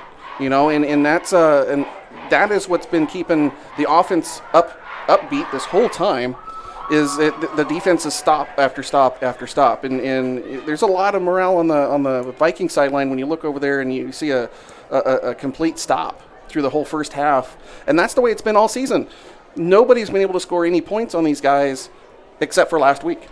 And that was one of the top teams in the entire state, regardless of what level in Thurston. And I think Mazama clearly belongs in that category as well. Good, doesn't matter who they're playing. They're a very good football team. They have KU facing a 3rd and 7 here in the second quarter. Mazama leads 54-0 with 62 seconds left to go in the half. Zumwalt takes the handoff for KU. He gains about a yard on the play. That brings up 4th and 4 for KU. And nowhere really to go for that play at all. That award-winning defense. I mean, it really should be an award-winning defense for the Vikings. It's going to be interesting to see how many first round all-team conference members there are going to be from this squad when the season's said and done. Absolutely. And they are just flying around out there. They forced KU into another, I believe there's a conversation on the field with the officials. There was a flag down. We just seen in our signal from the Whitecap tonight is a personal foul against Klamath Union. So this one is coming back. They're going to repeat 3rd down from what I understand. And no, it's going to be 4th down, and they are going back. The punting unit coming out for the Pelicans. So that makes KU 0 for 4 on 3rd down conversions tonight. And that just goes to show you that the power of this defense is keeping them from even being able to get a first down. I believe 2 of the first downs were through penalties for Klamath Union earlier, right? Yeah. 4th down and very long. Klamath Union elects to punt. To do the honors is Fernando Gutierrez. And the punt is more of a ground ball. It nicks off someone's foot. I'm not quite sure who it was, but the ball definitely didn't bounce like that. There's an official down on the field, and I believe Mazama is still going to take over. The ball was fielded at the 36-yard line. Yeah, unfortunately, that was a very low kick. It squibbed kick almost right across the ground as if you would see on an odd side. But that ref, he unfortunately was in the wrong place at the wrong time. One of the many dangers of becoming a high school official. By the way, the OSAA is looking for high school officials in all sports in Oregon. There is a shortage of officials, especially in these COVID-shortened seasons. Whether you want to get involved in football or whether you like soccer, volleyball, baseball, basketball, any of those things, you want to give back to the sport you love, visit osaa.org/officials for an application. 1st and 10 for Mazama. They are taken over from the 36-yard line. So it'll be interesting here to see if Coach Lease is just going to kneel out here and let the clock expire, or if he's going to put play into motion here. It almost looks like we have a victory formation out there now. Yeah, it looks like they're going to take a knee. There are 42 seconds left in this half, and Tristan Lee, he takes the knee, and they might have to do it one more time to run out the clock. Coming up at halftime, the Pacific Crest Federal Credit Union halftime show.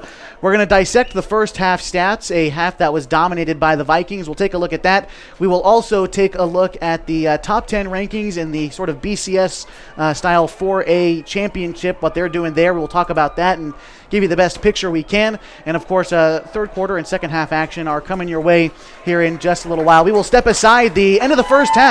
Mazama leads 54-0 in the Canal Bowl over the Klamath Union Pelicans. Stay tuned. Halftime is coming up. Schwab Tires Game of the Week on 104.3 and 960 Sports Live HD video on mybasin.com. Sure glad we went to Les Schwab. I'm glad the baby's still happy. Well, I'm just glad that along with tires, Les Schwab also does brakes, alignment, and a bunch of other safety services. I mean, if we'd gone to a cheap tire store instead, I'd be a doggone wreck. My thoughts exactly. Thanks, kiddo. Give everyone peace of mind on the road. Swing by or book online. Les Schwab Tires, doing the right thing since 1952. If you're trying to lose some weight and get in shape, Harbor Isles Tennis and Fitness Club is the best place to do it. Harbor has state-of-the-art equipment, plus certified personal trainers to help you achieve your goals safely and quickly. They also have indoor tennis and pickleball courts, and tons of group exercise classes to help you have fun while you get in shape. When you're done with your workout, stop by their smoothie bar to get a nutritious boost. See and feel the difference at Harbor Isles Tennis and Fitness Club. It's the place to be. It's tax time! And Lithia Chrysler Jeep Dodge Ram of Klamath Falls will help you make the most of your refund. Double down! Bring us your tax refund and we'll double it to use towards your down payment on your new vehicle purchase. And right now, choose from more new trucks and SUVs than ever and available 0% APR financing for up to 72 months. If you live here, you get it! Double your down payment during Ram Truck Month only at Lithia Chrysler Jeep Dodge Ram of Klamath Falls. The innocence of youth. Is there anything any better? But soon they'll be in high school and facing all the same challenges you faced. How to make friends, how to fit in, how to be cool. We want our children to have everything they'll need to live fulfilling and productive lives. Make sure the kids in your family are among the more than 120,000 participants here in Oregon who take part in high school sports or activities.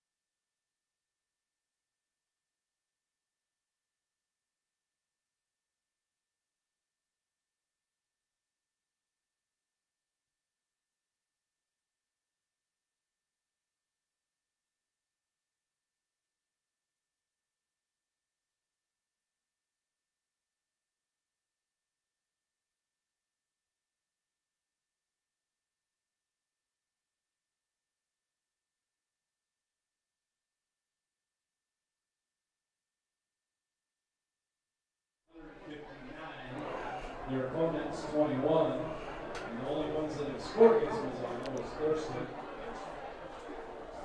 They have 92 first downs. And we welcome you back to the Les Schwab Tires Game of the Week on MyBasin.com, also on air on 104.3 and 960 Sports. I'm Josh Eldridge, joined, of course, by Brian Gailey of Klamath Falls Sports Network.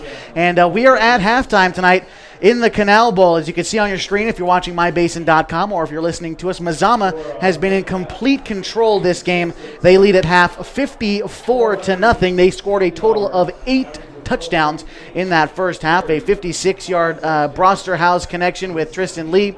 A 20-yard Anderson rush. Anderson struck again later in the quarter with a 29-yard touchdown. Then you had guys like Heaton get involved for Mazama. He scored a 3-yard touchdown. They also have a defensive touchdown to the Vikings for their 5th score. It was a scoop and score by Caden Bolanos. Heaton struck again on the ground with a 2-yard touchdown. You also had, I believe, on the 7th touchdown of the game, it went for 30 yards. I believe it was Yancey, and Yancey scored again and a 21-yard touchdown. Good on the extra point on 6 of their 8 touchdowns were Mazama. That's how we get to our score of 54-0. For KU so far offensively, again, obviously they are scoreless. They have got 5 first downs on the evening. They are 0 for 4 on third down conversions, 0 for 1 on fourth down conversions.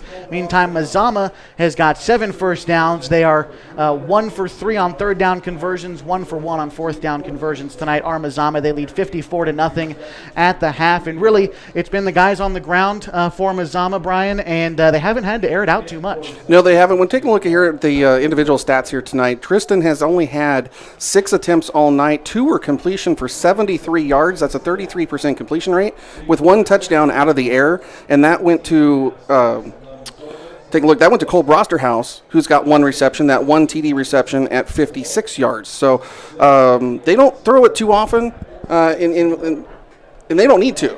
Yeah. Their strength is in their rushing, and taking a look here, Zeke Eaton has been a beast all night tonight. He's got 8 carries on 45 yards. He's averaging 5.6 yards every time he carries.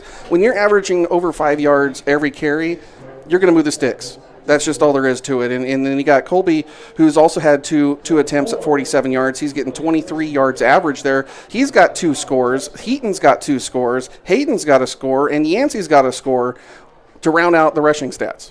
Absolutely. And 54-0 is our score at halftime. Mazama leads Klamath Union. We're going to step aside and talk about the 4A rankings here in just a minute, because it's not like Klamath Union is losing to just anybody. They're losing to the number 1 team in the state, according to anyone who's watched Mazama football this year. So we'll talk about it coming up. We will step aside. The score at halftime, Mazama 54, Klamath Union 0. You've got the Lawyers Game of the Week on 104.3 and 960 Sports, live HD video on mybasin.com. Threads. There are many threads that run through our region. There are churches and schools and Little League teams that bring us together and bind us into communities. There are roads and cars, there are houses and jobs and businesses, all woven together to make the fabric of our communities. There are financial threads that are part of that tapestry as well. For over 80 years, it's been our pleasure to be headquartered here, providing financial services to generations of our friends and neighbors. From that first savings account to retirement planning and all of the cars and houses and groceries in between, we keep your money local, investing it back into our communities, adding more threads to the fabric to make our communities stronger. Pacific Crest Federal Credit Union. Find your path. What rhymes with great? Participate. Where does greatness start? Here, in the classroom. On the stage. In the pool. On the field. Where will your greatness take you? To better grades. To more friends. Yeah! Be great. Participate!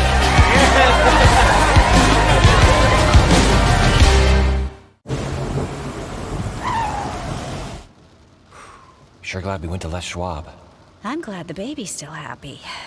Well, I'm just glad that along with tires, Les Schwab also does brakes, alignment, and a bunch of other safety services. I mean, if we'd gone to a cheap tire store instead, I'd be a doggone wreck. My thoughts exactly. Thanks, kiddo. Give everyone peace of mind on the road. Swing by or book online. Les Schwab Tires, doing the right thing since 1952. We welcome you back at Mazama High School, our side of tonight's Canal Bowl, where the Vikings lead 54-0 on 104.3 and 960 Sports. Live HD video on mybasin.com. Mazama leading this game. And as we talk about it, the BCS-style rankings that the 4A in Oregon is doing. Again, there is no official OSAA state championship this year, but in their culminating week number 6 for 4A football, the ADs and a couple other folks have gotten together and decided to rank teams, based on, I guess, voting, and we have the rankings as we have them right now. Mazama is atop the rankings. Marshfield and Marist play tomorrow, and then Gladstone round out the top 4. And Brian, you know a little bit more than I do about what they're doing, so why don't you fill us in? So the ranking situation is pretty neat. The other classifications aren't doing this from what I've been able to tell as well. But the coaches, they came together, coaches and ADs came together during the season and they felt that they wanted to have the ability to have some sort of playoff, some sort of championship at the end. These boys are working so hard to do what they do and play as hard as they do on this field.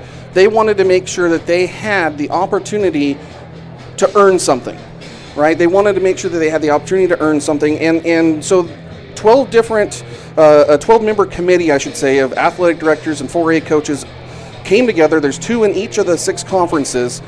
And every Sunday night after the week's over, they do a poll, and they you get scoring by, if you rank number 1, you get 8 points, 2 is 7 points, etc.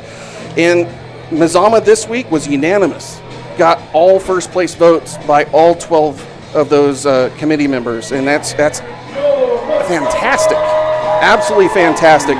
And so what's going to happen out of that is next week, week 6, the culminating week, they're going to actually set up a 1 versus 2 and a 3 versus 4 format. 1 and 2 will play for a championship, 3 or 4 will play for 3rd and 4th place. More information on that is actually spelled out for us on our site at klamathsports.net if you want to learn more about all that setup. Absolutely, and like we said, with the win tonight, Mazama obviously in control of this game, 54-0 at half. They would obviously remain first in the state. And like you said, Marist and Marshfield, the 2 and 3 teams, they play tomorrow. I believe the broadcast is on the NFHS network, which is pay-per-view, unfortunately. But if it's something you want to keep track of, you definitely can online. Mazama definitely looking for a substitute to a state championship. It won't be official, but it will be something for these Vikings. As we are getting ready for the third quarter of action, we're going to step aside one last time during our halftime show on the Les Schwab Tires Game of the Week. You've got us live on 104.3 FM and 960 AM, the Basin Sports Leader, with live HD video, basin.com. Leave it here, third quarter coming up.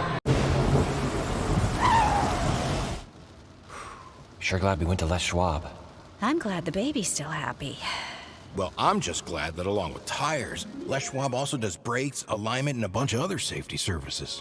I mean, if we had gone to a cheap tire store instead, I'd be a doggone wreck. My thoughts exactly. Thanks, kiddo.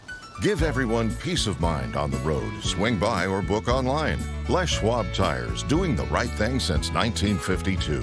If you're trying to lose some weight and get in shape, Harbor Isles Tennis and Fitness Club is the best place to do it. Harbor has state-of-the-art equipment, plus certified personal trainers to help you achieve your goals safely and quickly. They also have indoor tennis and pickleball courts, and tons of group exercise classes to help you have fun while you get in shape.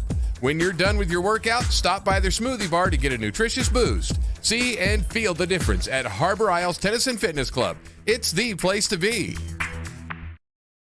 It's tax time, and Lithia Chrysler Jeep Dodge Ram of Klamath Falls will help you make the most of your refund. Double down! Bring us your tax refund, and we'll double it to use towards your down payment on your new vehicle purchase. And right now, choose from more new trucks and SUVs than ever, and available 0% APR financing for up to 72 months. If you live here, you get it! Double your down payment during Ram Truck Month, only at Lithia Chrysler Jeep Dodge Ram of Klamath Falls.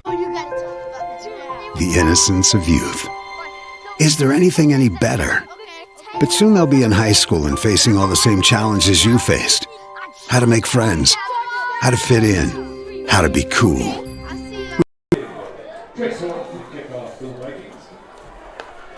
And we welcome you back to 104.3 and 960 Sports on air, mybasin.com, live HD video. We get right back into the second half of action. KU received. They took it out to about the 24-yard line. That's where we start things tonight, getting back into the action. I'm Josh Eldridge. Along with me is Brian Gailey. Pleasure that you're with us tonight. Again, on mybasin.com, Les Schwab Tires Game of the Week sees Mazama lead 54-0 after one half of play, and there is a running clock here in this second half, so we won't have too many pauses as KU starts this second half with the football. Klamath Union in their totally red uniforms. They've got red helmets, red jerseys with white numbering, and red pants. Mazama with a white helmet, blue jerseys with white lettering, and blue pants. First and 10 for KU. Silas Dutra takes it. He throws it intended for Jameis Dutra. Ball's incomplete on the far sideline as this drive started at the 24 with 12 minutes left on the clock now, 11 minutes left to go in the third quarter. Mazama up 54-0. And Klamath Union, like you said at half, just trying to get some points up on the board here in this second half and hopefully get some momentum going into their culminating week, which, from what I understand, Coach Smith has scheduled with the North Valley Knights. 2nd and 10 for the Pelicans. 2 wide receivers set out to either side of Silas Dutra and Nate Getman in the backfield. Dutra had some time to throw. He completed his pass over the middle to Jameis, a gain of about 8 yards on the play. And if KU is able to try to do some damage through the air, complete those crossing routes over the middle, they might be able to move the sticks a little bit more than they did in that first half. That was one of their best-looking passing plays they've had all night. Unfortunately, the Vikings are right there to wrap them up.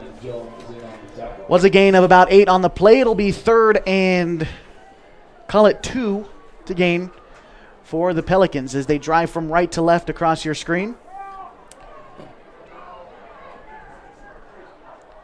Send Zumwalt in motion. He does not take it. In fact, it was a keeper for Silas. He is wrapped up after getting the first down. Call it a gain of about 7 on the play. He's brought down at the 44-yard line, a first down for the Pelicans, their 6th of the night, first of this half. Pelicans are coming out of halftime looking really good, really strong. They really need that. In an ideal situation, they drive this ball the length of the field and put some points on the board. And again, they're down 54-0. A win improbable, to say the least, for KU, but still a chance to get out there, run plays. You still got a game next week, and still football to be played. You can still work on some things if you're KU and Coach Tom Smith, and clearly continuing to run the football. That's Nate Getman taking the handoff and a gain of 9 on the play for the Pelicans. And you also mentioned, and it is worth saying again, that Mazama likely coming out largely with their second unit in this second half, as they will likely be playing in a state championship-esque game next week. Want to rest the starters. Exactly. So you may see a little bit more powerful offense, a little bit weaker defense by the Vikings here, but that doesn't mean that they are a weak team. Their second team is just as strong as the first, and their scout team as well helps them prepare for all these contests. Silas Dutra takes a snap, drops back into the pocket on 2nd and 10. He airs it out. The pass is it complete? It looks like it is. That is about a 25-yard reception, brought in at the 25, and in on the catch, I believe that was Pablo Macias on the far sideline.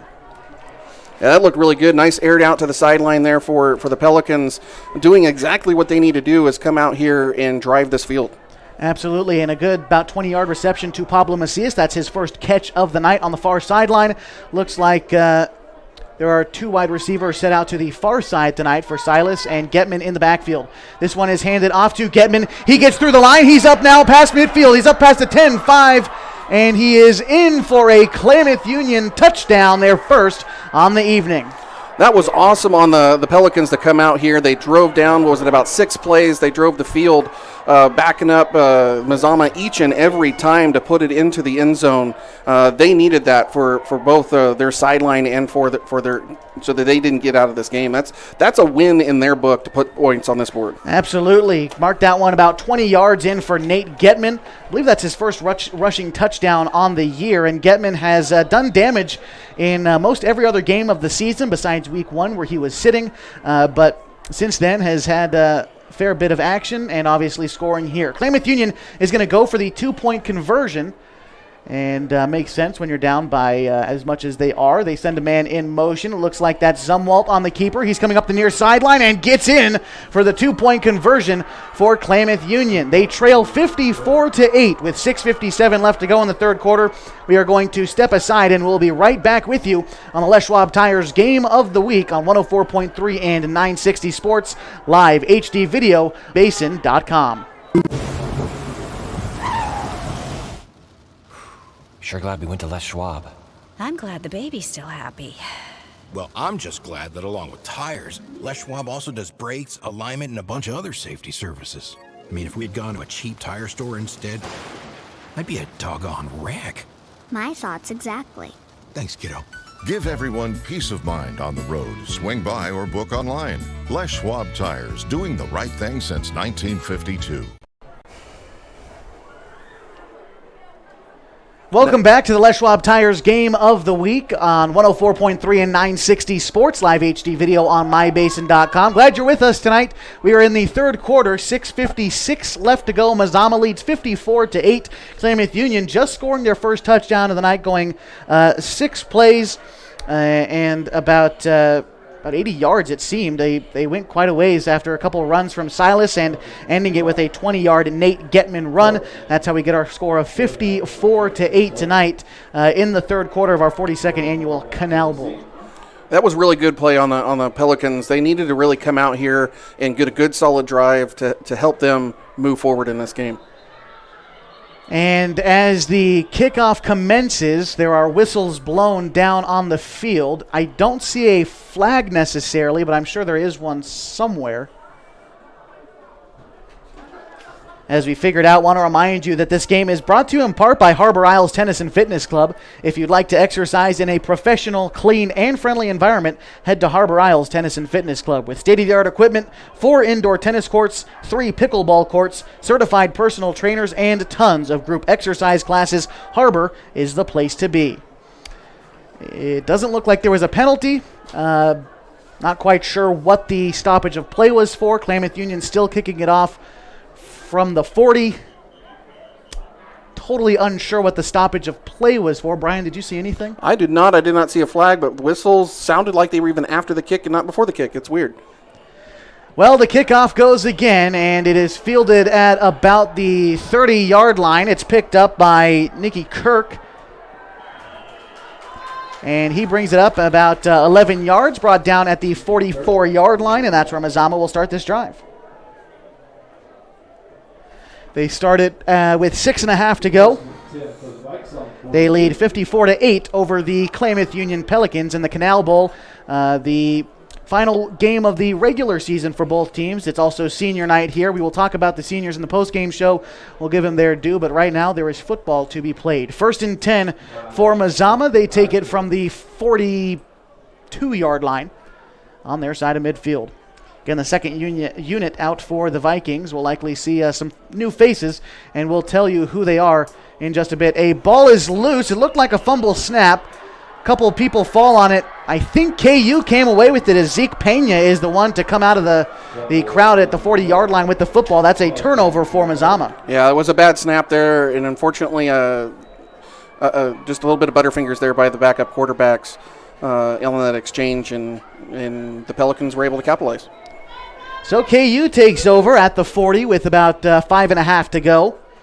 As again, we do have a running clock here at Viking Field tonight in the second half as the Vikings lead 54-0. 1st and 10 for KU. They scored on their last drive, going about 76 yards in 6 plays. This time starting in better field position.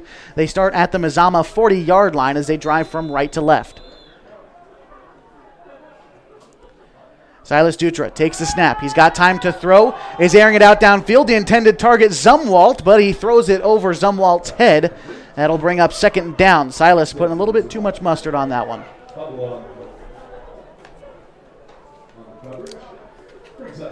Brings up 2nd and 10. 4:49 left to go in the third quarter. 54-8. Mazama is in the lead. And again, we'll say it once more, the second unit out for Mazama. Still getting some reps, and like you said, it's the scout team for him. And clearly the scout team has done their homework and for the starting unit. So probably not too much of a different look coming out from Mazama with the second unit in as Klamath Union takes it 2nd and 10 from the 40. Zumwalt sent in motion as he goes to the right side. Silas rolls to his right. He's got blockers, cuts upfield. He gains probably about 1.5 yards on the play on the far sideline. That'll bring up 3rd and 9 for the Pels.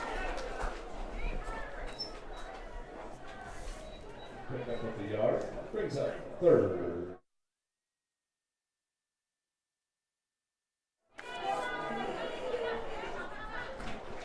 So taking a look here at the defense here for the Vikings, it's very likely that the junior varsity guys are getting some reps out there right now. Numbers don't seem to be matching up with my varsity roster, so it's entirely possible that this is not just the scout team, but it's the JVs getting some reps. And 3rd and 9 for Klamath Union. They take it from the 39-yard line. Silas takes a snap. He sits in the pocket. He's got time to air it out downfield. The pass is incomplete. Intended, I believe, for Peterson. And as you mentioned, the Mazama Junior Varsity squad, and I'm not totally certain on this. We heard it mentioned at halftime. I believe the Junior Varsity squad is undefeated as well for Mazama, and they have yet to let someone score on them in a Junior Varsity contest. That is correct. Actually, the freshmen in the Junior Varsity have yet to lose both here for Mazama. That is good for this Vikings program in years to come. So KU faces a 4th and 9. They keep the offense out there. 2 wide receivers set out to either side of Silas Dutra. He's got Nate Getman in the backfield. Silas takes the snap. He feels pressure, moves up into the pocket. The pass falls incomplete. That is a turnover on downs for the Pels. Unfortunately, that pass was just a little bit outside to the of that receiver's grasp. He did it was a little back shoulder fade, but just a little bit too much on that back shoulder. So KU, that makes them 0 for 2 on 4th down conversions, and obviously had to fail on 3rd down to get there. That makes them 0 for 5 on the night in that regard. Mazama takes over from their own 40-yard line. It'll be 1st and 10 for them, probably the 39. That is what it is officially marked at.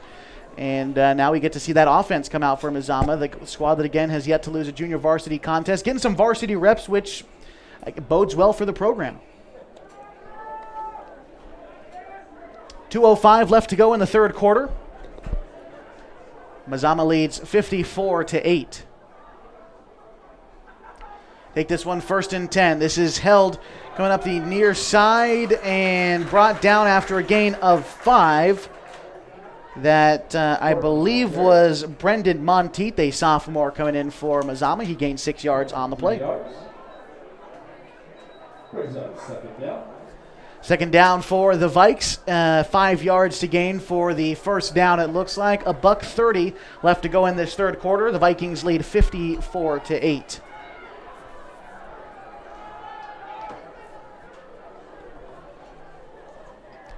Ball is snapped, handed off to, I believe that was Brody Hubble, a sophomore. He's wrapped up for a loss of, call it 3 yards on the play, 3rd and 8 to go.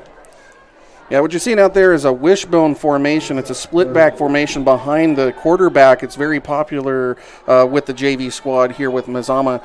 Gives them a lot of options, just like with the varsity squad. Almost every play has 3 different ways to get you. And Mazama very capable of running the option at all levels, like you mentioned. It's 3rd and 8 for the Vikings. They have converted on 60% of their 3rd downs tonight. This is a pitch coming to the near side. Hubble takes it again. This time he gets up to the 38-yard line. And we'll see if they decide to move the sticks. I think he might have been just short. It's going to be really close. Really close, and they have yet to do it. They're going to give him the first down. That is the 8th of the game for Mazama. First of this half. Coming with 13 seconds to go in the 3rd quarter.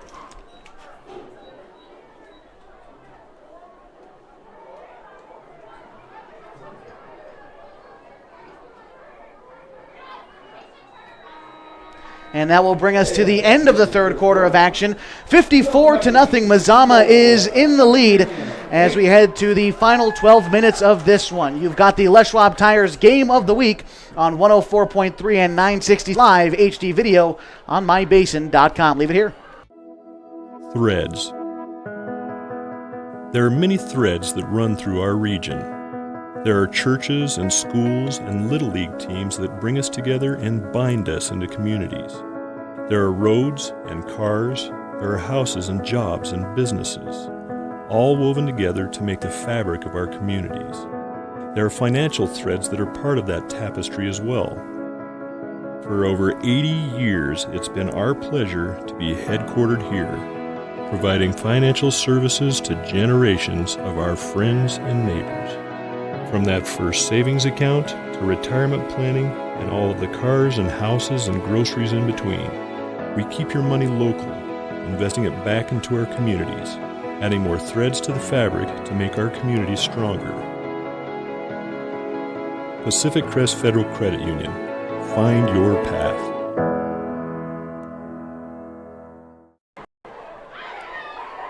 Welcome back to 104.3 and 960 Sports, live HD video on mybasin.com. You've got the Les Schwab Tires Game of the Week. I'm Josh Eldridge. Joining me is Brian Gailey as we get ready for the 4th and final quarter of action tonight from Mazama High School. The Vikings lead the Pelicans 54-8, and the Vikes have got possession of the football. 1st and 10 from the 49-yard line, have still yet to cross midfield as we are ready for more action. This one, another handoff to Hubble. He goes up the far sideline, is tackled for a loss, and just want to make sure that is Hubble out there. He's number 23, and I believe that is Brody Hubble, a sophomore, coming up for Mazama. Yeah, they've just to confirm there, a lot of their junior varsity players are out on the field for those coming in late to this game or just tuning in. The junior varsity players are out there. Coach Lease is going to be resting a lot of his starters. Even his B squad is getting some rest ahead of what could be a championship game next week. 2nd and 9 for Mazama. Sending a man in motion. That is Hubble. He takes the pitch. He's coming to the near side. He gets past midfield, up past the 45 to 40. He's up past 35 30, 25 20, 15 10 5. Touchdown, Mazama. A 51-yard rush for Brody Hubble. That was amazing for that squad. Unfortunately, the Pelicans had a breakdown on coverage there, and they allowed that touchdown on them. Puts Vikings up 60 points on the board now tonight. 60-8 the score with 10:56 to go in the fourth quarter. Mazama continues to ground and pound. That is their 9th touchdown, 8 of which have come on the ground tonight. Their first touchdown was the only one that did not come on the ground. As we get ready for an extra point, a different extra point kicker coming out for Mazama. It is Trace Horton, a sophomore. He kicks it. It is no good. The score remains 60-8. We're going to step aside. We'll be right back with more action on 104.3 and 960 Sports Live HD video for you on mybasin.com. It's tax time! And Lithia Chrysler Jeep Dodge Ram of Klamath Falls will help you make the most of your refund. Double down! Bring us your tax refund and we'll double it to use towards your down payment on your new vehicle purchase. And right now, choose from more new trucks and SUVs than ever and available 0% APR financing for up to 72 months. If you live here, you get it! Double your down payment during Ram Truck Month only at Lithia Chrysler Jeep Dodge Ram of Klamath Falls. And we welcome you back to the Les Schwab Tires Game of the Week on 104.3 and 960 Sports. Live HD video for you on mybasin.com. The score right now, Mazama 60, Klamath Union 8. Mazama just wrapping up a score that took them about 4 minutes. They win 51 yards in about 3 plays, capping up with a 51-yard Hubble touchdown. The sophomore leaving his mark on this Canal Bowl. Yeah, that's this junior varsity squad is not to be messed with. They've blanked their opponents this whole season for a reason. The kick is up for Mazama. That was a boot coming out. Not quite sure who the kicker was, but it is a fielded at the 5. Coming up is number 23 for KU is Ivan Alvarez. He is hit hard at the 19-yard line and brought out of bounds. It looked like that was going to be a touchback. I believe Alvarez fielded it about the 1 or 2 yard line, brought it up to the 19, and that's where KU will start their drive with 10 minutes left to go in the fourth quarter. Mazama leads 60-8. This 42nd Canal Bowl here is the first one in the spring that I know of, and it's quite comfortable football weather out here at 53 degrees, and I actually see some stars out there over the field as well. Absolutely, and it's supposed to be a beautiful weekend as well. We're not supposed to see below 60 until I believe next week sometime, so your chance to get out and enjoy the weekend here in the Klamath Basin, it's always nice. Spring fever, right? Absolutely. First and 10 for KU from the 19-yard line. 2 wide receivers set up to either side of Silas Dutra, who's by himself in the backfield. He sends a man in motion. It's his brother Jameis, who goes to the left side. It is a screen pass intended for Zumwalt. He's able to bring that one in and brought down after a gain of 1. And pardon me, that was not Javon Zumwalt. That was Jonas Lemire, a senior standing 6 foot, 200 pounds for the Pelicans. Gained about 2 yards, about 1.5 yards on the play. That'll bring up second down for the Pelicans. 9:05 left to go. KU trails 60-8. Yeah, that was junior Tanner Wood in there on the tackle. Not all players have rotated out to the JV squad. Tanner is on the varsity team there as well. So a few of those players still are on there. 2nd and 9 for KU. Got Getman in the backfield, and Silas is going to take the snap, keep it himself. He's wrapped up after a gain of about 1 yard on the play. Mark it 3rd and 8 to go. Yeah, sophomore Trevor Anderson in there on that stop. Klamath Union tonight, as they face their 6th third down of the evening, is 0 for 5 thus far, trying to convert on 3rd down. They've got 8 yards to gain here as they take it from about the 23. The yard to gain is the 30, so they're taking it from the 22 rather. Third down for KU. 3 wide receivers set out to the far side. That is the left side of Jameis. He's also got Getman on that side. 1 man out to his right. Silas takes the snap. He rolls to his left. He throws it to Getman, who makes the reception. He was brought down right at the sticks. As a matter of fact, coming down with him was the man holding it back there, and I believe they will give him the first down because of it. We'll see what they decide to do, whether or not he was dragged out of bounds before. And they are moving the sticks. First down, KU. That's their first third down conversion of the night. 1 for 6, and their 9th first down of the evening. They do, however, trail 60-8 with 7:37 left to go. Mazama in firm control of this game. First and 10 for KU. They take it from the 30-yard line. 2 wide receivers set out to either side of Silas. He's got Getman in the backfield off to his right. This one is a handoff to Getman, who powers through for a gain of 4, maybe 5 on the play. That brings up second down.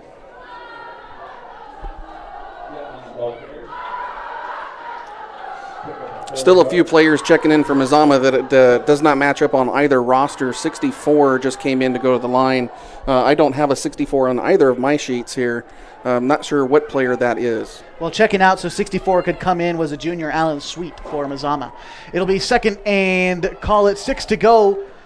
Sending a man in motion and taking the handoff was Alvarez for KU. He tries to go up the far sideline, couldn't get there before being wrapped up. No gain on the play. That brings up third down. No gain on the play.